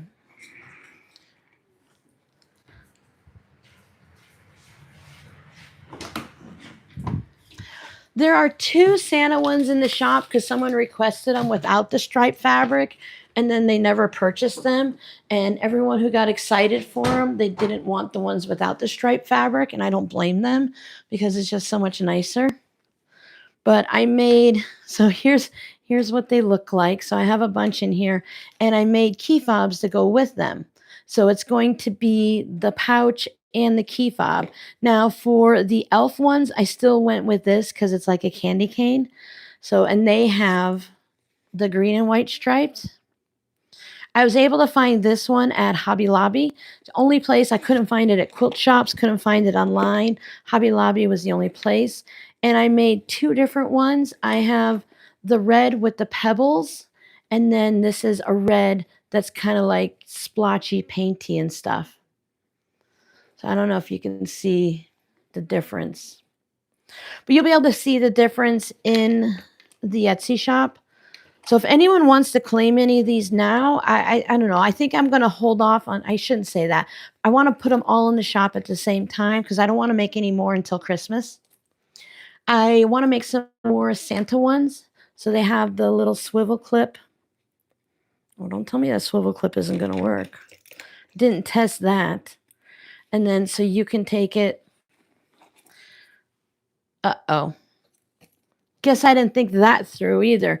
I didn't put the belt on the back like I usually do. So when you if you put this on your right hand, you can't see the front of it. Huh. But it's weird to put it here because then the opening of the zipper, when you're carrying it, the zipper could open and everything falls out. So you're supposed to put the handle on the side, but you could carry it like this if you wanted to show it off. I don't think anyone minds that much.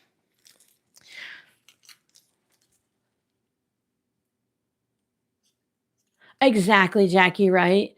And everyone likes it when I knock a couple dollars off because they really don't care about the zipper like that anyways. I wouldn't leave it full price because it doesn't close all the way. It's when you have it in your hand, it's an obvious issue. Oh yeah, you put it on your left hand, so yeah. Thanks, Sue. Yeah, I love the striped because it's a different stripe than I put on the inside because this has the medium stripes in it. I think it just looks really great with the stripes. So there's that. There are a couple of snowman ones in the shop. I'll put them back to the front of the shop when these goes in. And then I still have those other 2 tote bags that I'm working on. I got a little occupied with the Santa and Elf zipper pouches that I lost a little bit of time. Like it's taken me like 2 weeks to do all of these because there's so many steps to them. Plus, I'm making videos too at the same time. But it's worked out really well with the patrons getting their one long video a month and you guys getting the vlog and then the tutorial and stuff. Hi, Tony. Thank you. What's for dinner? I had sweet potato fries for lunch because I got really hungry at like 12 o'clock. Yeah, I had it on both sides before, but this year I thought, what's the point? I also I'll do the nicer version on the tote bags, but for the zipper pouches, last year or the year before, whatever, I made a tube with the black fabric and then sewed it down. But the problem is you can kind of see where the fold is, and I didn't like that. So this time I just put the heat and bond on a strip of fabric and ironed it right down and stitched it down that way. So it works out fine.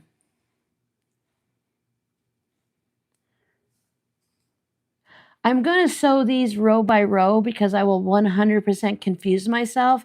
I can do this on my own because I lay things all the way out as I'm doing it, but with you guys, I'll get too confused. I'm really excited to get the other tote bags finished though. Breaded chicken fillets and spaghetti. Nice. I was happy with just a breaded chicken fillet. Oh yeah, no, I had the black just on the back, Giovanna. With you can see in the 2 that are sitting in the shop, they have the black on the back with no buckle, of course, but the belt goes all the way around Santa. But this time I decided it was fine just to have it on the front.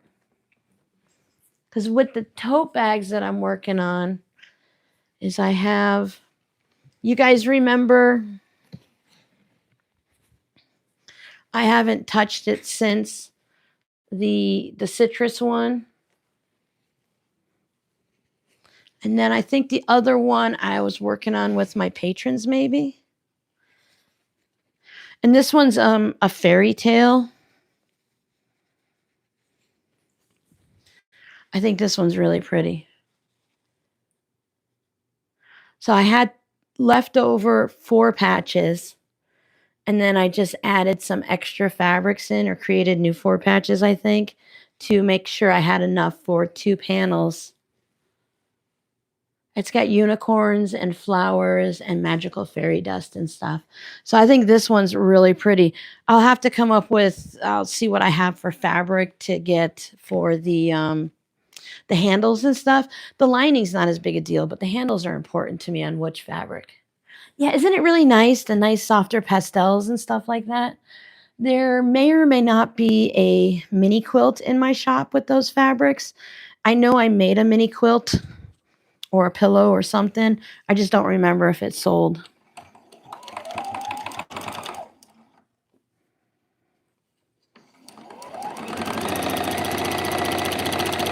I printed out the patterns today for the witch's hat and the Christmas hat, kind of like a Santa hat, but with Christmas fabrics versus just red.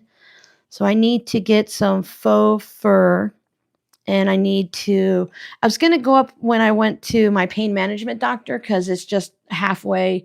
I mean, it's only 2.5 miles from my house to the doctor, and then like another 2 miles to that one, like a Big Lots Ollie type store, but it's called something else that one of you guys sent me to. And they have a lot of fabric and the holiday stuff there. And I went like off holiday season, so I know they'll have it, but I thought, no sense buying it this month when I'm not going to make it, right? So I want to look for some Christmas fabrics, see if they have the fur. And then I have like patchwork stuff for the witch's hat, but I'm also looking for some fun fabrics. I think I'm just going to sew the whole row and then worry about pressing it. So I want to see if I really want to find a fabric with a big frog on it, like a toad for the witch's hat. But if I can only find regular fabric, I'm fine with that too. Maybe something to go with the fabric I already have to balance it out, like doing the aqua here, but something to work with the Halloween stuff I already have. The Santa hat is going to take a half yard for the outside and a half yard for the inside, plus the faux fur.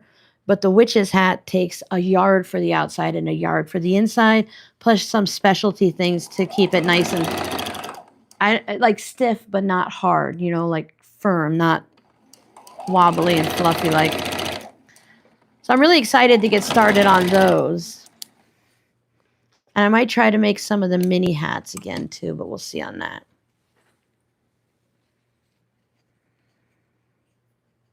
So I'm trying to start the holiday stuff earlier this year.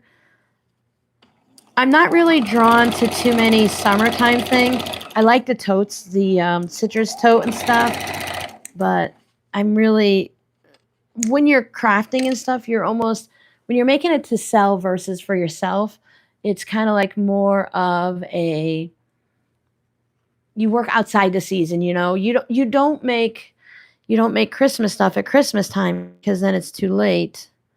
You make it in the middle of the summer. It's getting cooler at night. Or are you, Giovanna, you're not on the opposite seasons we are, right? You're coming into summertime? Giovanna gets a lot of rain. Like scary amounts of rain. Giovanna, you're not the one, are you the one that lives on top of a hill? And like everywhere below you flood? Or is that somebody else? That's what I thought. I've said it before, but I'm really surprised at how much I get the notification from the local weather and they say cooler temps today. And I look at my phone and it says 103. I was really surprised that the difference between 103 and 110, you can really feel it. I was really surprised at how much cooler 103 does feel. So I was surprised. But it still shocks me every time they say cooler weather because I'm expecting 70s.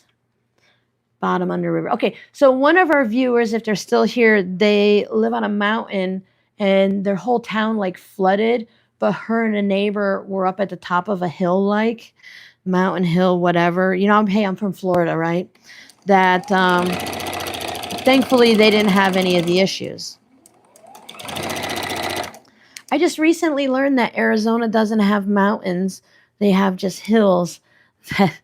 They look like mountains to me, but apparently they're not that big. I thought we had hills in Florida, but we had little mounds. We didn't have hills.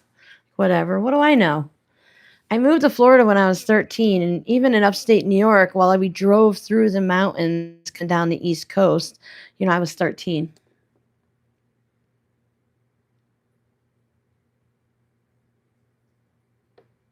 Ooh, nice. You're going to have them quilt it? Oh, 73. Yeah, with summertime here, especially in July, I think our overnight lows will probably be like 83, 85, 88. Again, I was surprised at those temperatures.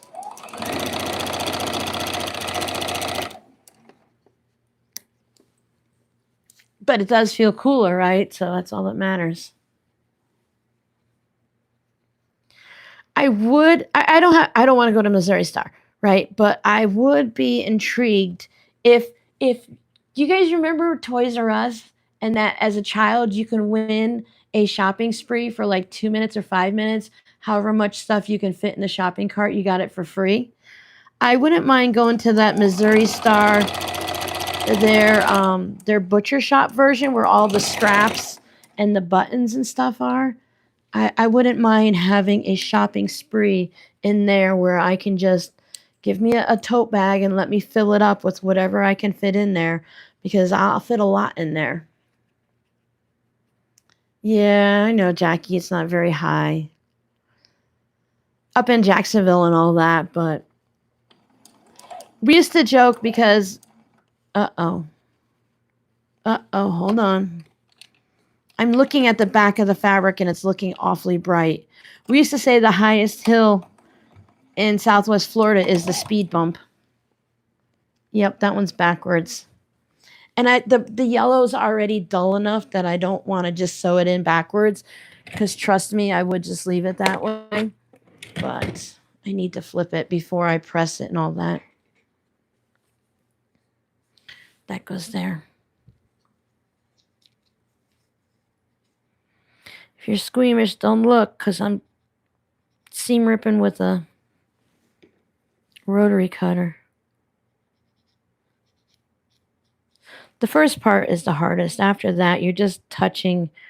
I pull the seams so that the thread sticks out a little. Then I just touch it with the rotary cutter. I have a video for doing this. It always freaks people out. I tend to rip holes in it with a seam ripper, so I had to find my own way to do it. Always put a hole in it with the seam ripper. Okay.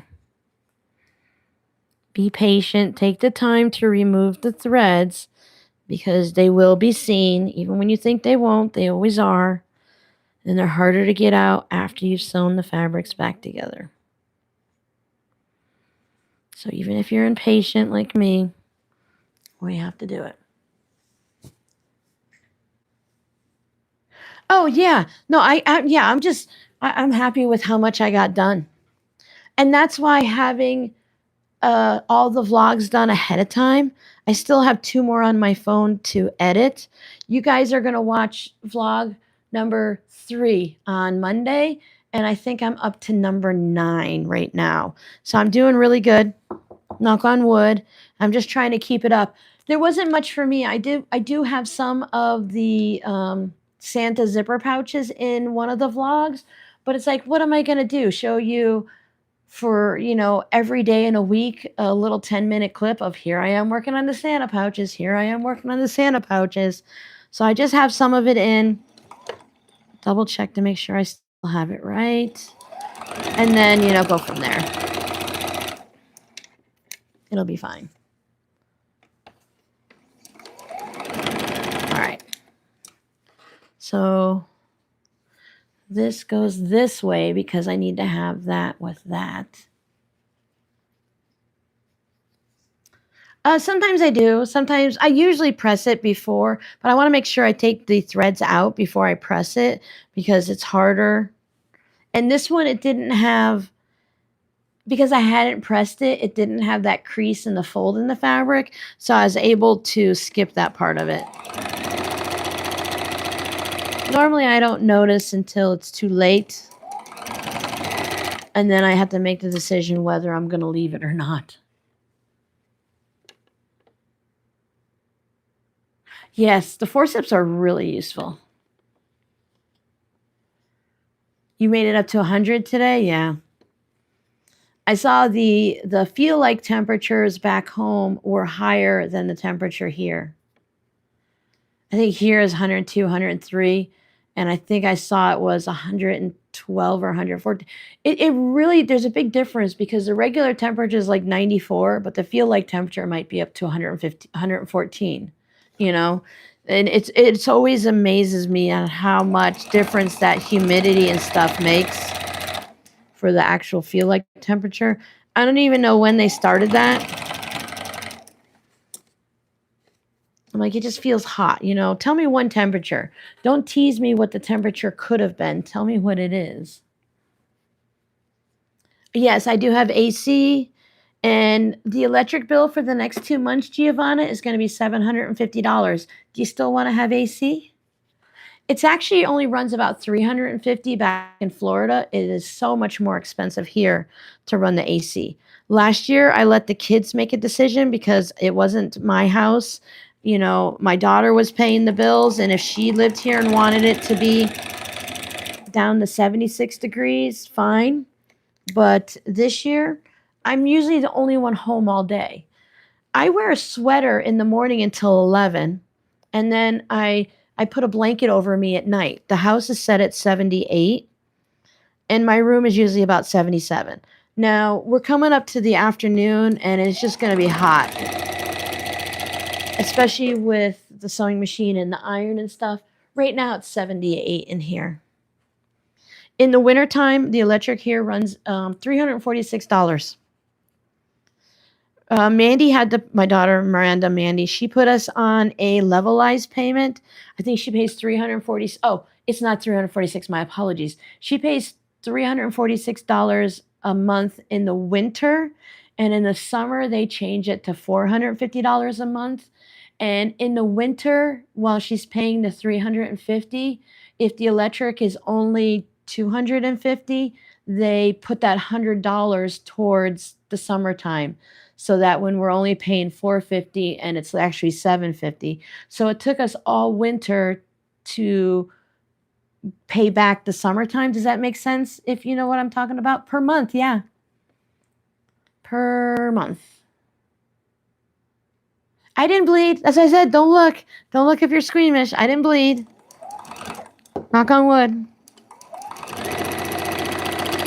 This is a really old cutter. I've had it since 2009, and I used it a lot for cutting curves and stuff.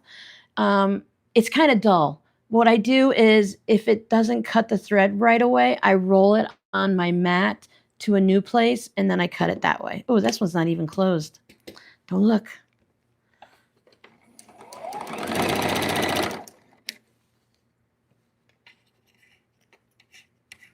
I have cut myself with I've nicked myself a couple times with the rotary cutter. I don't want to curse myself, but I have not needed stitches yet. So a lot of people who are quilters at some point in their career end up with stitches. Yeah, Cape Coral's been getting flood after flood after flood. They've been getting a lot of rain.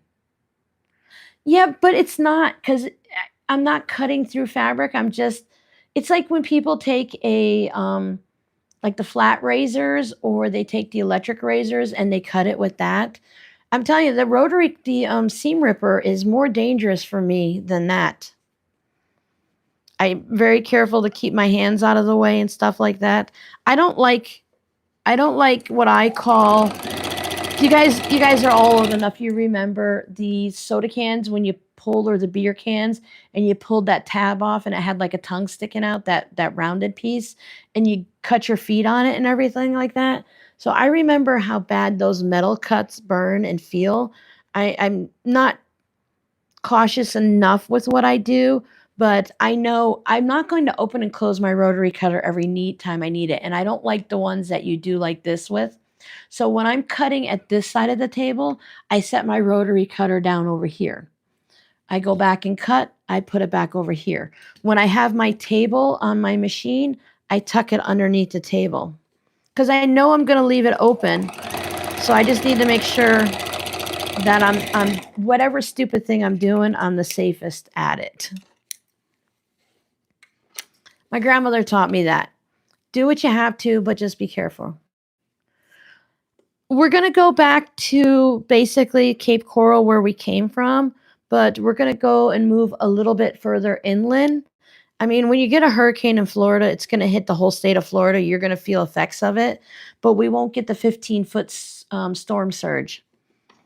So we won't have to worry as much about that.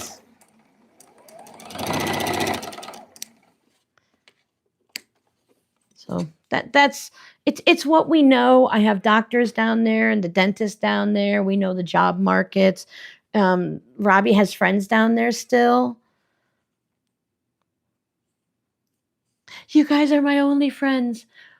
Rob and I had a lot of couple friends and stuff, but a lot of people moved out of Florida. Or they move to other parts, or if they're a little bit older, then they move with their kids are and stuff like that. So not everyone stays in Florida, you know? And I think you guys see the same thing here in Arizona, because some of you have lived here your whole life. You know, your grandparents have lived here their whole life, but you guys have seen people come and go. I'm really shocked at the difference between northern Arizona and southern Arizona. Like, it's not all desert.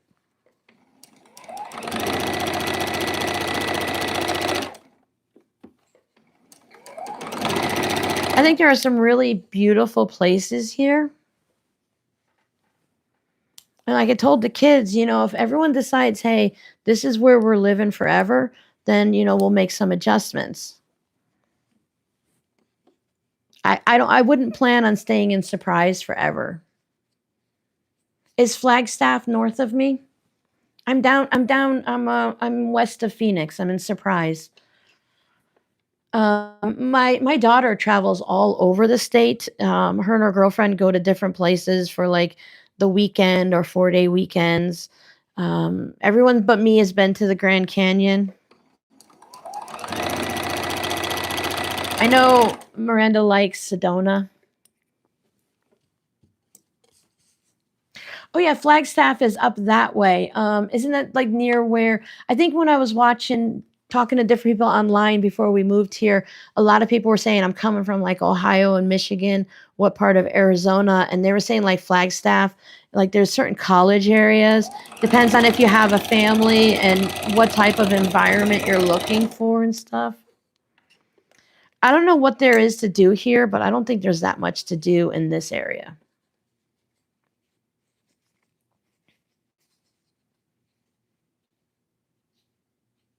Yeah, my husband separated from his family. I separated from my family. Plus, most of my family has passed away. Took me a minute, Jackie, for what that meant. I get it. Yeah.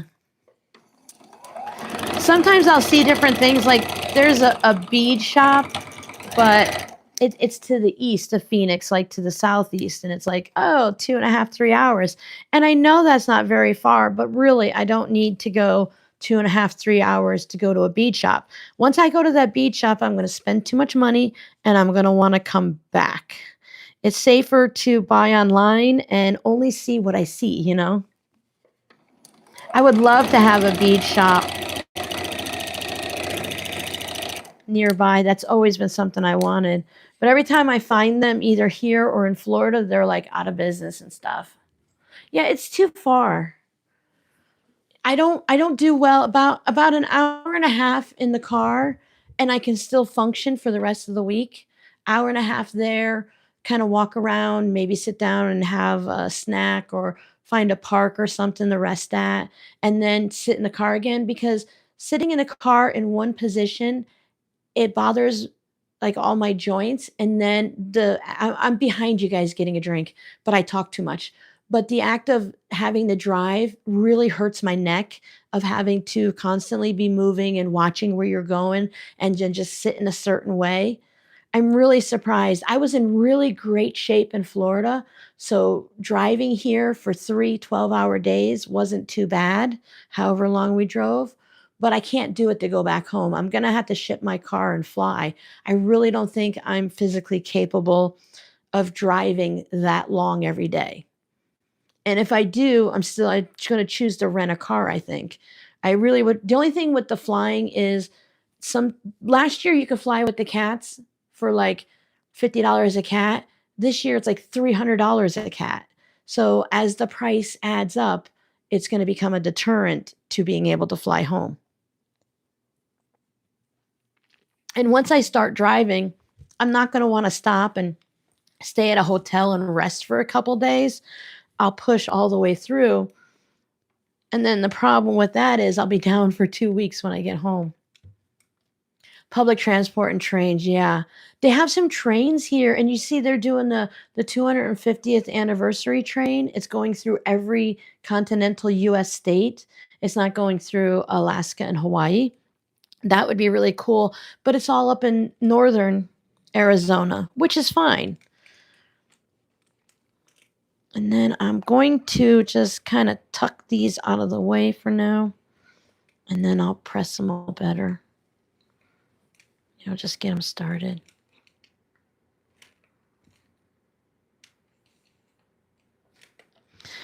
Again, you can get away with a lot on like a pillow, a zipper pouch, in a smaller space. I mean, I do agree that sometimes you can hide more in a quilt because it's such a big space.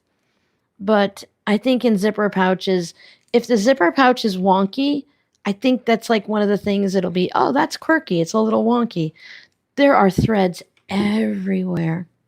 I've noticed that with some jelly rolls that they fray so much more than other fabrics. Gypsy quilter, but in my opinion, don't spend the money on this.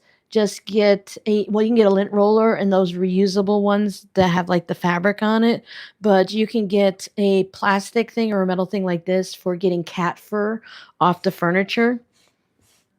I did the video on how each of them work, and they work just as well.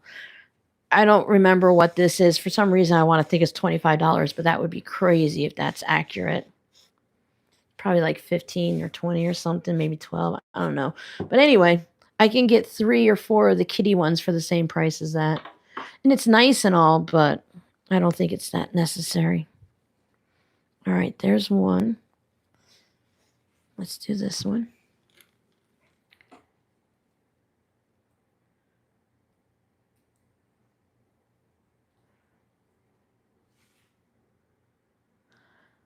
Yeah, no. Rita, we moved from Florida to here because my daughter was getting a promotion at Mission Barbecue. She's going to become she became the general manager at her own store. So to keep the family together, it's financially better if we're all together. It makes it easier on everybody. So we all came to keep the family together and to make it financially sane for everybody. But now that we've been here for a while, my daughter's like, I don't want to do restaurants anymore. You know, dear Miranda, listen to your mother. She told you not to do this, that she does really well as a supportive role, but she doesn't do well with what she calls stupid people. She shows you how to do something 2, 3 times, and if you're just being stubborn and you don't want to learn it because you're being obstinate, she just doesn't have the patience for you. She doesn't have the patience for what she calls stupidity, like she doesn't understand why a 40-year-old is acting like a 12-year-old. This is your job, this is your responsibility.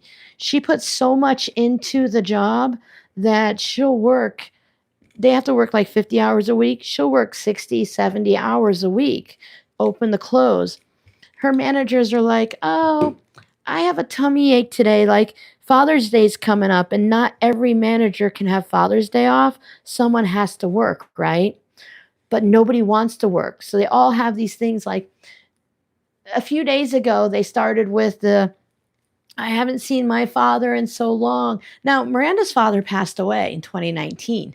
So don't mess with her on Father's Day because she doesn't have much patience for you. So some of them started the stories about, and they cry and say how much they miss their father. And then other people started to get like the stiffles or started doing I don't feel too well because she told them they can't have the day off. She doesn't have the patience for that.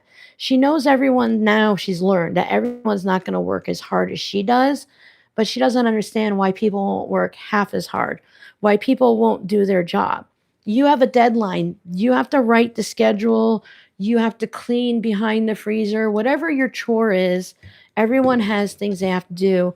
And if it has to be done by the first of the month, why is it the 15th and the 20th? And she has to nag people constantly. You need to get this done. This is on your list because there's nothing she can do to punish them, because they're grown adults, they're managers. They're like, I want a promotion, I want more money, but they're not doing the job they were hired for. And she just doesn't have the patience for it. So she's going to do something. She's finally realized that just because someone dangles money in front of your face, that it might not be the best job. You know, you might need to do something a little bit better. Yeah. Yeah, she doesn't understand. She gets along great. Now, her regular employees, the hourly employees, like the person that rings up the food at McDonald's and stuff and cleans the dining room and stuff, they love her. It's like Mama Miranda. Miranda's the best friend and everything. She gets along great with them. But when they become a manager, the managers, she can't get along with them because they're just being dumb. And she doesn't tolerate the laziness. And it's like I said, it's not even like what I remember. I worked fast foods. I was working my way up. I was acting general manager in an international training store for Wendy's. So we were training franchise owners. I was teaching them how to be a manager or how to prepare food and stuff. So I mean, I know how it is. And I can't believe the stories I hear, even if you only believe half of what your children tell you, even as adults, because you know how it is, right? If I only take it as a half truth, I cannot believe how some people work really hard and other people are stupid lazy. I just don't get it. Thank you, Rita. I appreciate it. Yeah. So she was on the phone with me, I think last night, because she always, I don't know, it doesn't matter what time of the day I eat, breakfast, lunch, or dinner.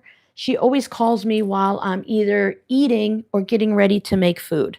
Now, I don't eat at the same time every day, so it's not her fault, but she just got the worst timing ever. And I'm not going to chew my food while I'm on the phone, right? That's just rude.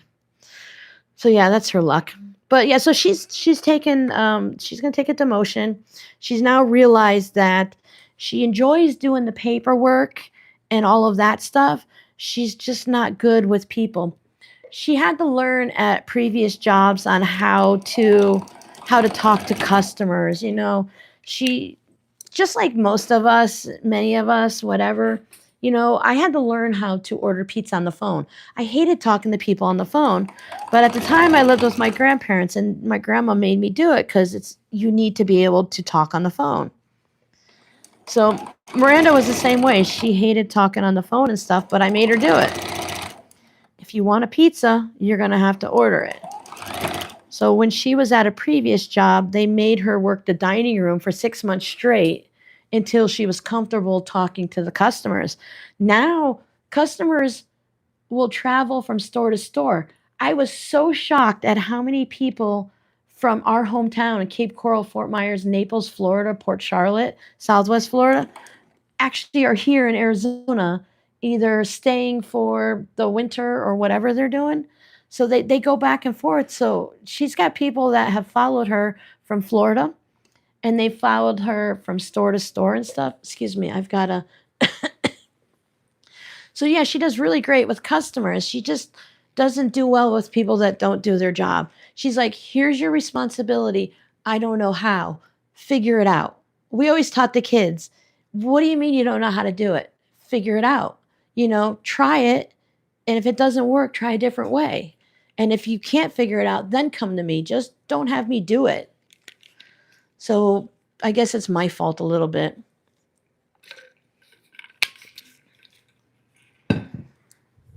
Now her girlfriend is loving it. She's a general manager and she's has an opportunity for a promotion in the 6 months, which is why they're going to stay here for a little longer probably. They can't figure out what they're going to do either. Life is harder now than when I was having the children and stuff, things were expensive. Like I was telling Robbie, when his siblings were born, right, at the end of the 88 and 91, I was making $3.75 a month at McDonald's and or Wendy's, and our rent for a two-bedroom apartment was $375 a month. You're not going to find anything like that nowadays, right?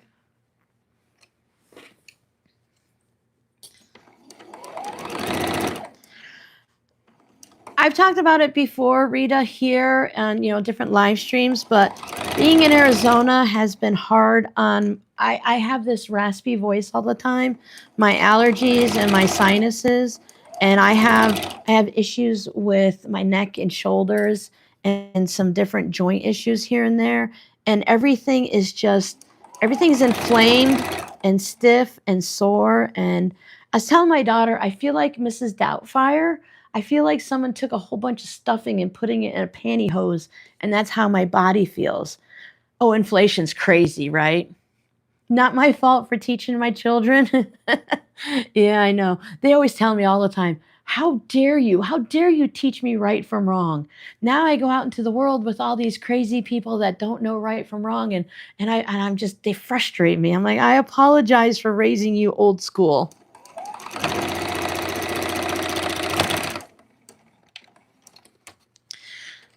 They used to say when they were like when Miranda was in school, she'd be like, my friends think we're so weird because you and dad are still married. You might be on your second marriage, but you've been together my entire life, and I'm graduating high school with the same parents that I started in kindergarten with.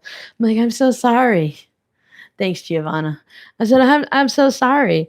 My parents, I lived with my father and my original mother until the age of 2. And then my father went off and did what my father did. And my grandparents, there was a whole big to do about how my parents were old enough and stuff. So my grandparents raised my brother and I. Now, my brother has always been a bit of a handful. So I think he moved back in with my father and stepmother when he was like 10. I made it till 13 because my grandparents were, how it's always the grass is greener on the other side. That's how it was for me. But my grandparents my grandfather was retiring, and they were going to spend half the year in upstate New York and half the year in Florida. And my father didn't like that for my schooling. So I moved in with him and my stepmother and my half siblings and stuff. That was a fiasco and a half, but it doesn't matter, right? It just kind of teaches you about life and how to deal with things and how to survive. We've all been through something. So I was raised old school by my grandparents. And then my husband, he was raised kind of old school by his parents, and he was with his grandmother a lot. So then when we had our children and we had them in our early 20s, we went ahead and raised them old school. I'm only 57, but I've probably said 100 times in Arizona about the good old days back in the 80s and 90s. And even Justin's 37 this year, which is crazy. You guys have been with me since like 2009, 2008 or something, 2008, I think. And maybe even earlier, but so you've kind of like heard of my kids growing through their adult years, but he's going to be 37. And he's like, I remember when gas was $1.50 a gallon. I'm like, that's really sad, right? Oh, yeah, exactly, Giovanna. It teaches you, life teaches you. I remember when I graduated, and so many of the people I graduated with were going off to college, and they used to, give me a hard time. Oh, you're not going to college, blah, blah, blah. But within a year, I saw those same people. I had a job, right? Was working my way through like almost a career, and they came home and left college and were working at McDonald's. And I'm like, you were giving me such a hard time and you couldn't cut it at college, and now you're home. So, I mean, everyone has different things. And I think I think a little bit of struggle here and there is good, right? You said it teaches us, it prepares us for life. I mean, how many people my daughter sees now that they don't know how to clean a bathroom or how to, sweep or mop the floor or anything like that? Those life skills didn't get taught because the economy went so crazy that parents were both working, and a lot of times they were working two or three jobs.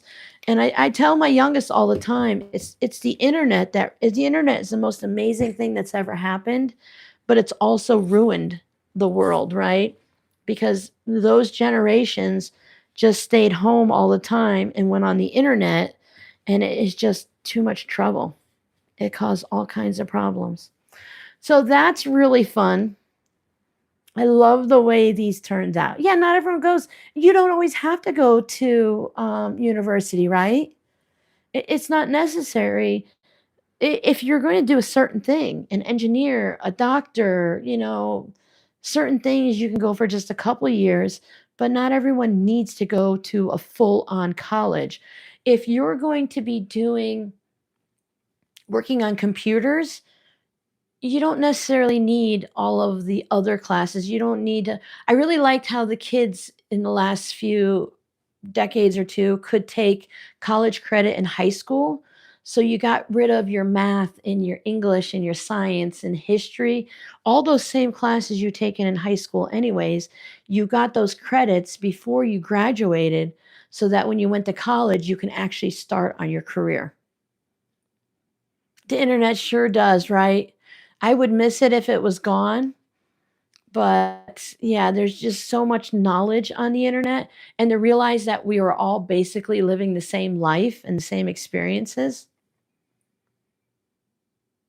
Yeah, I think it used to be when I remember being in the 80s, it was a way to going to college would give you college stuff, right? But it was also a way to ease you into adult life. I really like what a lot of parents that I've seen online have been doing is they're getting those tiny houses, or they're redoing their basements or attics or something and letting their 18-year-old children live on their own but on their property. So they pay bills to mom and dad for the electric, and they have to buy their own groceries and keep their own space clean, because it's really easy to mess up when you're 18 to 21. I told all of my kids, I said, I know you're not going to believe me, but you're not going to be fully mature at 18. Your brain's not finished growing. You're going to hit 25 and you're going to knock on my door and you're going to say, Mom, I love you. You were right. I feel so much more mature at 25 than I did at 18. 18, your brain's not done developing. You still have a bit to go.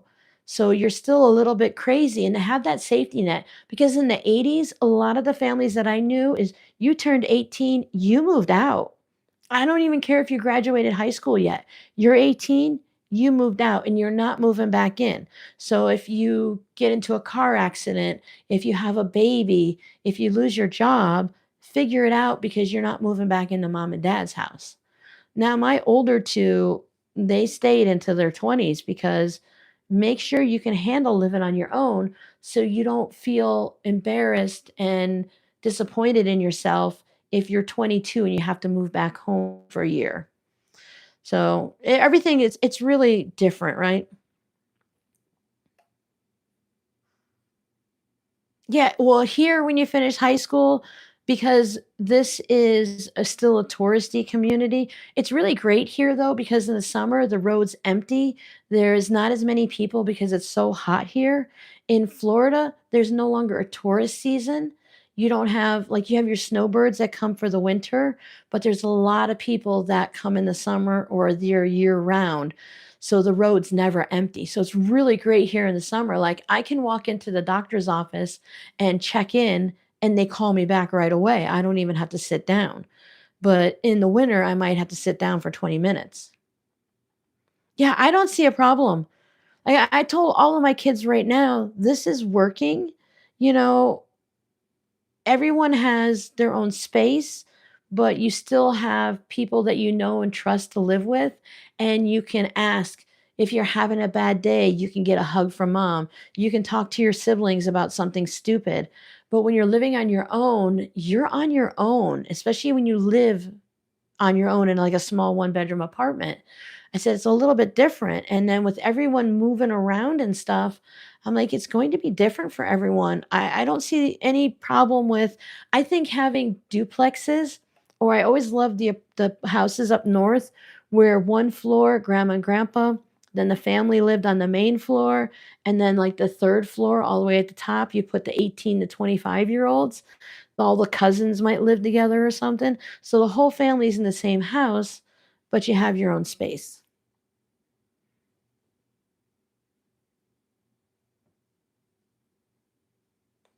Yeah, no. And my problem here is I told my kids, I'm no longer, you will respect me as your mother and I will be here for you as your mother, but your mother's not cleaning the house and cleaning the bathrooms. And granted, I do the dishes because I want clean dishes and a clean kitchen, but I'm not in charge of doing all that stuff. Don't leave stuff laying around and rotten food in the refrigerator thinking mom's going to take care of it. Because mom's your roommate. Mom's going to take care of her space and her stuff, and you're on your own.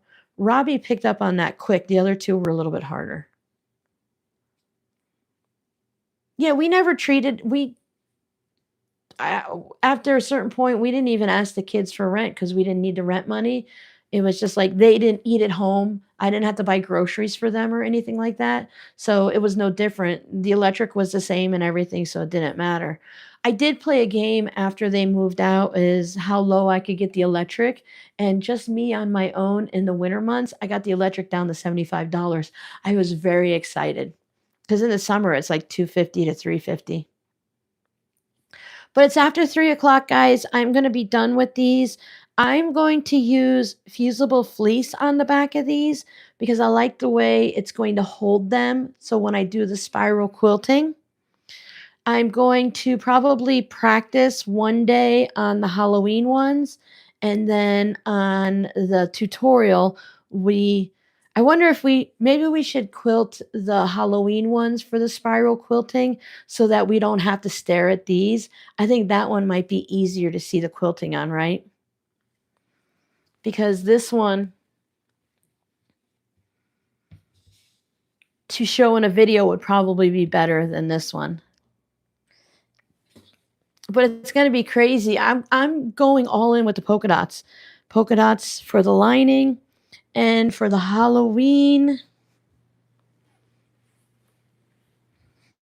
So I still have these Halloween strips to do and then the extra pieces, but I'm gonna use this. You can't get away from the polka dots. So I have the purple polka dots. It has like orange grunge look to it. And this was technically out for Halloween. It's a Halloween fabric. So I thought that would work good. Otherwise, I need to look through and see if I have enough to make like a Halloween lining. So I think this one will work the best. Yeah, the purple with the purple thread. You want to see the purple thread? I mean, it's only been 2 hours, so we do have a little bit of time we can do. So I think, okay, so we have the polka dots in this. Now, I have been using the bro thread a lot for the quilting. The connecting threads, did anyone take advantage of the connecting threads thread sale? I need to buy polyester threads, so I did not purchase any. I need to get some polyester for the tote bags to sew them together and stuff because you're supposed to use polyester and blah, blah, blah.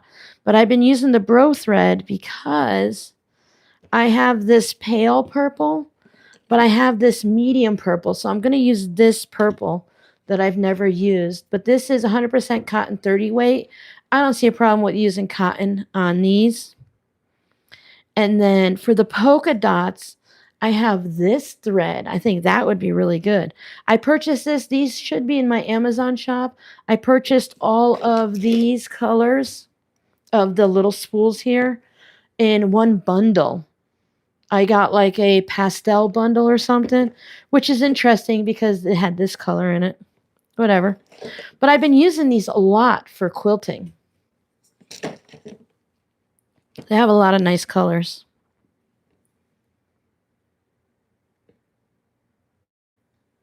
A plain back could be great, But for both of these, Jody, Jody, you might be a little behind.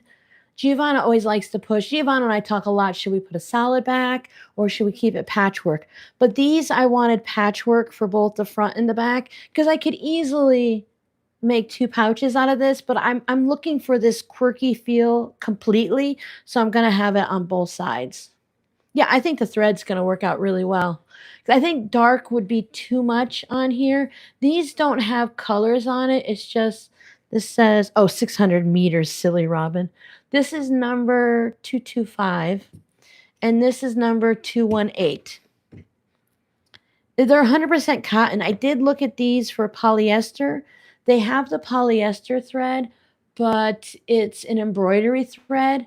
And I was looking and I needed to get a text 35 or 45 for the not the weight number, but the textile strength of it. So I'm going to end up getting it from Wawak. Same place I've had to start ordering my zippers from.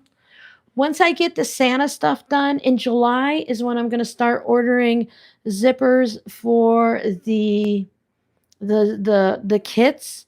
Right now I'm making a Google spreadsheet of how much each item costs so I can get a good accurate number for how much a kit would cost and how much for pricing in the shop. Because right now I just kind of go by feel. I have a little idea of what each one costs, but I want to make sure I have an accurate number.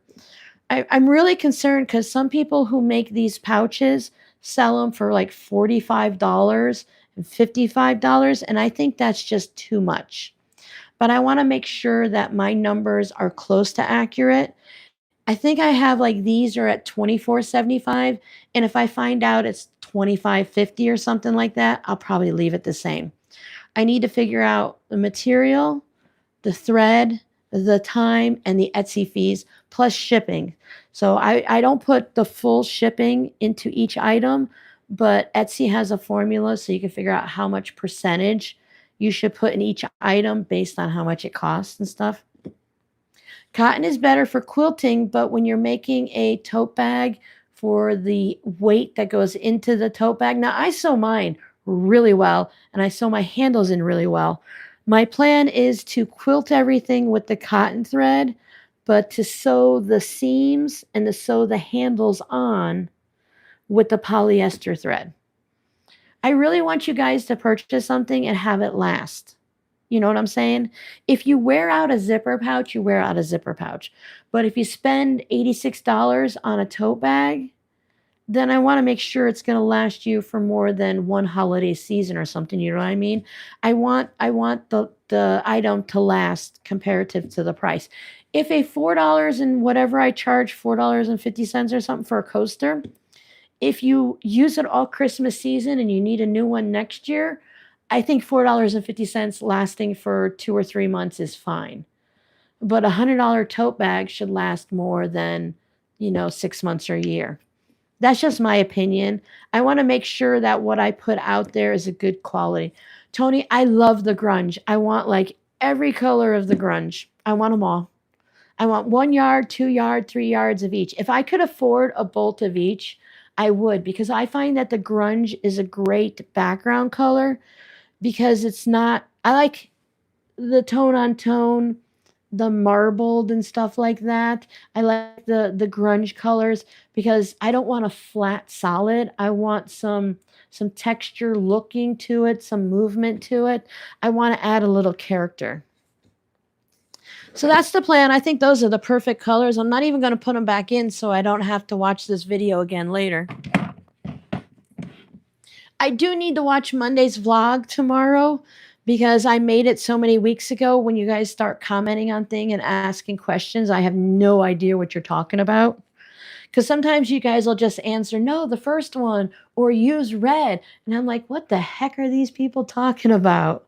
Because I made the video so long ago. These are going to go back in with the jelly roll strips. I put the note in my planner to make some stars with it and turn those into zipper pouches. I need to figure out my numbers for the zipper pouches with the boxed bottoms so that I can also have those in the shop and possibly for kits also. Once I start doing the kits, you guys can help guide me and let me know by your purchasing and asking for more or when I'm going to put more in the shop so I know what you guys want. I'm doing all the repricing because I need to figure out the pricing for kits. And if the cost of making everything is close to the cost of selling a finished product, I don't think if this is selling for $25, I don't think I should sell the kit for $20. You know what I'm saying? It doesn't make sense to me. So I need to figure out all my numbers to make sure they all make sense. Make sense? Good. So I'm going to put bookmarks, coin pouches, the pencil pouches, the narrow ones, patchwork zipper pouches, and one fabric zipper pouches. So I have a list. So if there's anything anyone is particularly interested in as a kit, with the kits, the patchwork ones, I'm going to have mini charms and I'm going to have like 5 extra charms in there so that you can choose which ones you want. And you can always add your own fabrics too. Like if you want to make a checkerboard and add a solid in or something like that. So for kits, I have the coin, the keychain wallet, like the flamingo one. Thank you for the person that bought the flamingo. If anyone else wants a flamingo pouch, just message me. The key fobs, and then so the patchwork is the 10.5 by 6.5, the 8.5 by 6.5.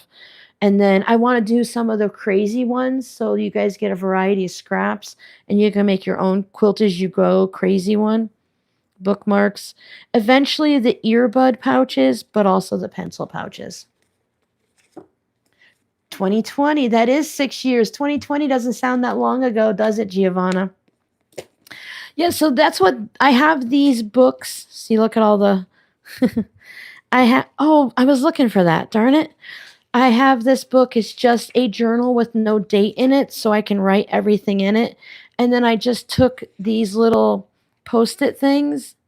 I put a little tape on it, and they just stay, so it sections off. Instead of using it as a journal, I have different sections so that I can keep track of everything. And at Home Depot, they have these books. These are, Office Depot. Home Depot is when you buy tools. So Office Depot has this business notebook with premium paper. It's got this little silver E swirl on it down there like that. This has some really nice, smooth paper. And in this one, I do all of my different patterns I've been putting into here because I have it on a piece of paper there, stuck in a journal there, in a notebook over there.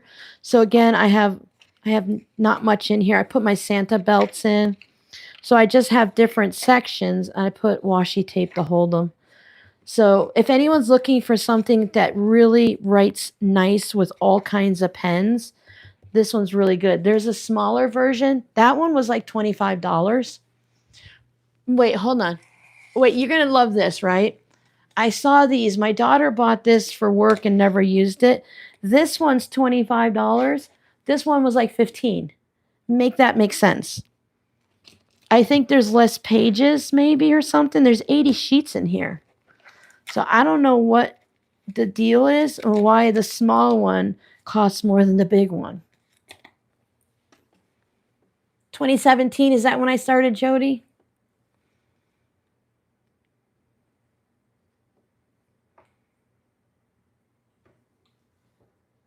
I was so cute then. Yeah, I was. If you want rambling, watch the older videos. You'll all be happy to know that I really need to get my button gear. I'm just so afraid of losing this channel because people who start a new channel now, if you don't do it the right way, it's really easy to lose your channel to spammers or to mess it up somehow and YouTube will just take it down. I can't afford to lose this main channel, but YouTube has changed the rules for getting monetized now. Now, it's not necessary for all 3 channels to be monetized, but let's face facts. If you're going to put in the effort to do videos, it would be nice to earn a little bit of money, right? But to be monetized, you used to have 1,000 subscribers. Now you only need 500. There's at least 500 of you guys that watch me regularly that hopefully you'll go to the new channel. And then the only extra thing is you need to have 1,000 watch hours. So I'll just put up a few videos and throw them in a playlist. And if you guys just put them on repeat when the channels come up, we can get that 1,000 hours up really quick. I am adorable, Giovanna. It's so funny because my kids are always so sweet and they give my channel out to everyone. Robbie's 27. His friends that are even younger than him, they don't craft at all, but they put my videos on to help them sleep because they say my voice, being a mother, is so calming and everything. I don't feel like it's so calming now because it's been raspy for so long. So when I go back and watch my older videos, my voice sounds better to me. I always sound like I'm getting over or catching something. It's all the dust and everything. I'm allergic to everything that blooms in the world, basically. So if I was allergic to everything in Florida, I would be almost guaranteed to be allergic here in Arizona. And it's just so dry here. Only one repeat a week? You could take, if there was like 4 videos, and you could take any of my playlists and just let it play. Like if you're, let's say you're out in the living room watching TV and you have your computer. If you went to anyone's channel, not just mine, as long as the volume on YouTube is turned on, you can turn the volume on your laptop off, but the video volume has to be on. You can let that play for 24 hours straight. I don't think there's anything about you can only do it once a week. Mary, I don't have the new channels up yet. I've been really nervous. And then now that they've lowered everything to only 500 subscribers, I really need to sit down and do it. But I have to have a clear brain. So I can't have I have headaches every day here. I finally got rid of them in Florida, but I can't get rid of them here. So I'm going back to my basics and doing all of my stretches and trying. I was telling my kids, when in Florida and I moved my neck around, it felt like little bubble wrap, the small bubbles. But here, when I move my neck, the sounds in my ear, you know those plastic straws that bend and you can take them and go like this and it makes a certain noise? That's the noise I hear in my neck because of all the air pockets and the discs being disaligned and stuff like that. Because I have we all have degenerative disc, right? So between the nerves and all of those issues, it causes a headache and I can't think straight. But I'm going to start watching some videos this week. Now that I have everyone's under control, the tutorials are falling into place. I'm already done July's video for Patreon, so I'm going to start working on August.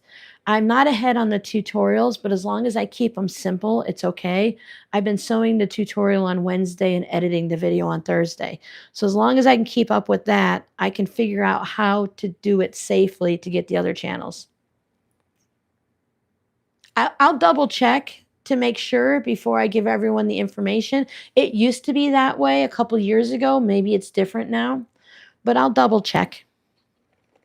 But if 500 people subscribe and 500 people watch the 3 videos that I put on there, then it's going to do pretty close because both of the channels, when I do the general craft channel where we can craft anything we want and go live and make anything we want, we can do candles and beads and book binding. We can do all of that because that's the channel is going to be all of that.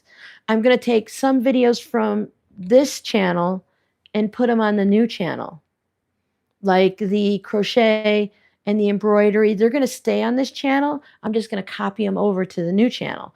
So those videos will get watched. And then on the 3rd channel is going to be just a tutorial. I have a video coming out. Did I do it in this? Yeah, I did it in Friday's video. I bought these hand things so that in the tutorial channel, it'll be like, sew here, add your zipper here, trim here. It's not going to be, hey, if it's a little crooked, let me show you how to fix it. That stuff's going to be over in the Talkie Talkie channel. I'd like eventually for this channel just to be a vlog channel. And as you get guys going into watching more and more of the vlogs, let me know if you're enjoying the chattiness with a little bit of a sewing tutorial hang out with me style. And we'll see if I can do 2 a week and take the tutorials and put it on another channel.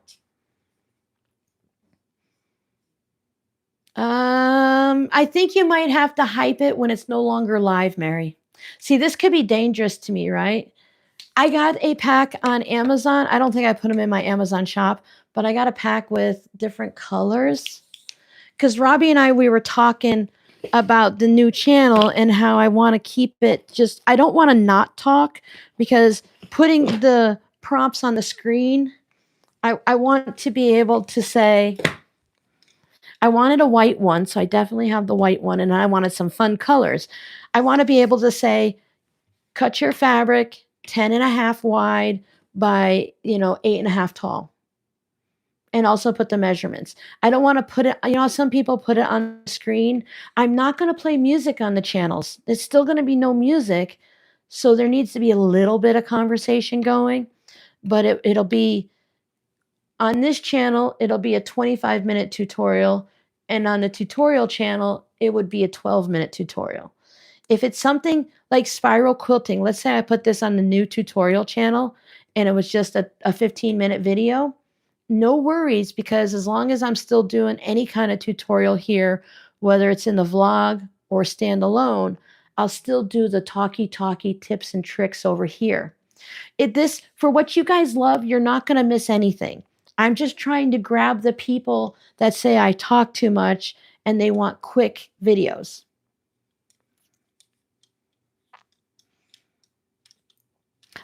Valerie, I'm honestly done telling most of my secrets. I was talking to my Advent friend, and while I love sharing with you guys, you're not the only people that see it. I want everyone to get things done easier, but when other channels, when I show this video today, this won't happen, right? But in the past, in the recent past, I'll put up a tutorial and you know me, yes, I watch everyone else's videos, but then I take a whole bunch of things and I robinize it. Robinify it? Robinize it. I robinize it and I change it up for me, right? And then I show you guys. And sometimes I say, hey, I watched 6 other videos for this, or I watched Giovanna's channel and she showed it this way, but let me show you how I'll do it. Other people are taking my tips and tricks that I know don't exist anywhere else because I watch a lot of videos and I've never seen them. And they say things exactly the way I say it. And the problem with that is they get more views than me. It's very insulting. So I have decided to keep a lot of my personal tips and tricks to myself, but not at the sake of hurting you guys.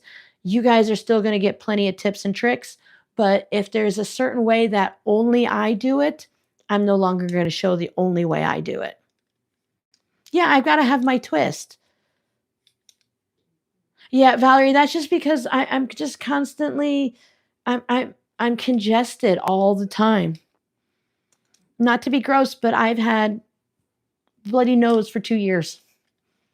It's just the dryness here.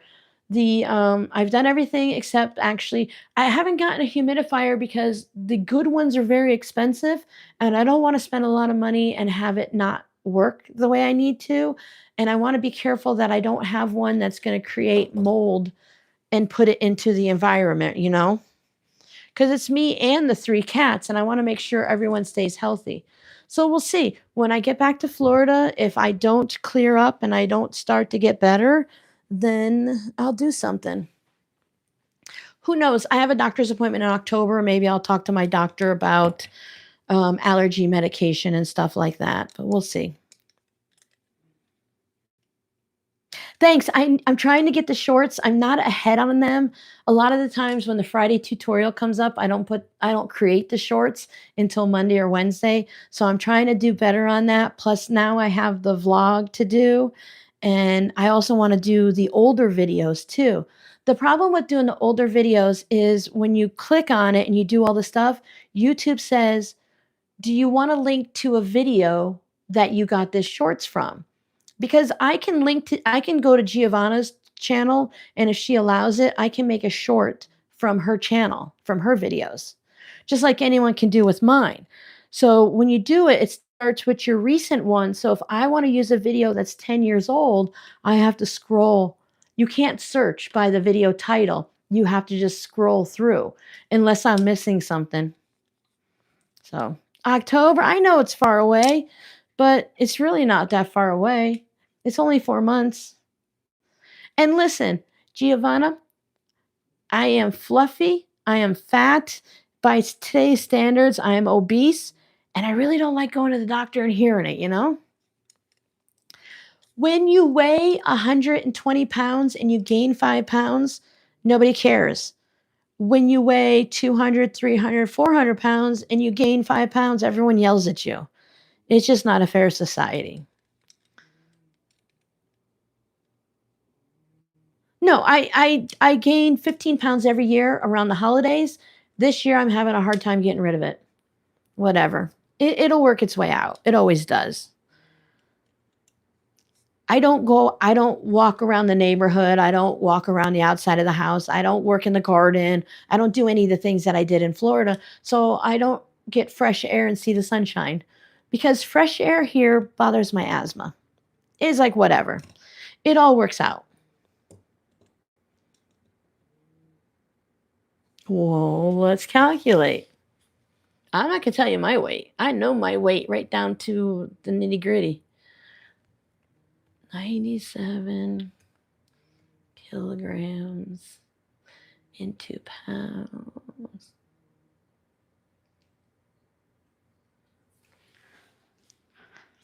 I'll say I'm right around there with you, Giovanna. I think it makes it worse though because I lost those 5 inches. So I'm no longer in the 5'7" category. So if you weigh 200 pounds at 5'7" and you weigh 200 pounds at 5'2", you're in a different category, It's like whatever. Everything works its way out in the end. But I really appreciate you guys hanging out with me. And yeah, it's all about how you feel, right? The only thing my doctors can complain about is the number on the scale. My cholesterol, as long as I take my omega 369 over the counter stuff, my cholesterol's good. My sugar's good. My blood pressure, I take a water pill for it. And my blood pressure was 124/70 at the doctor's office the other day.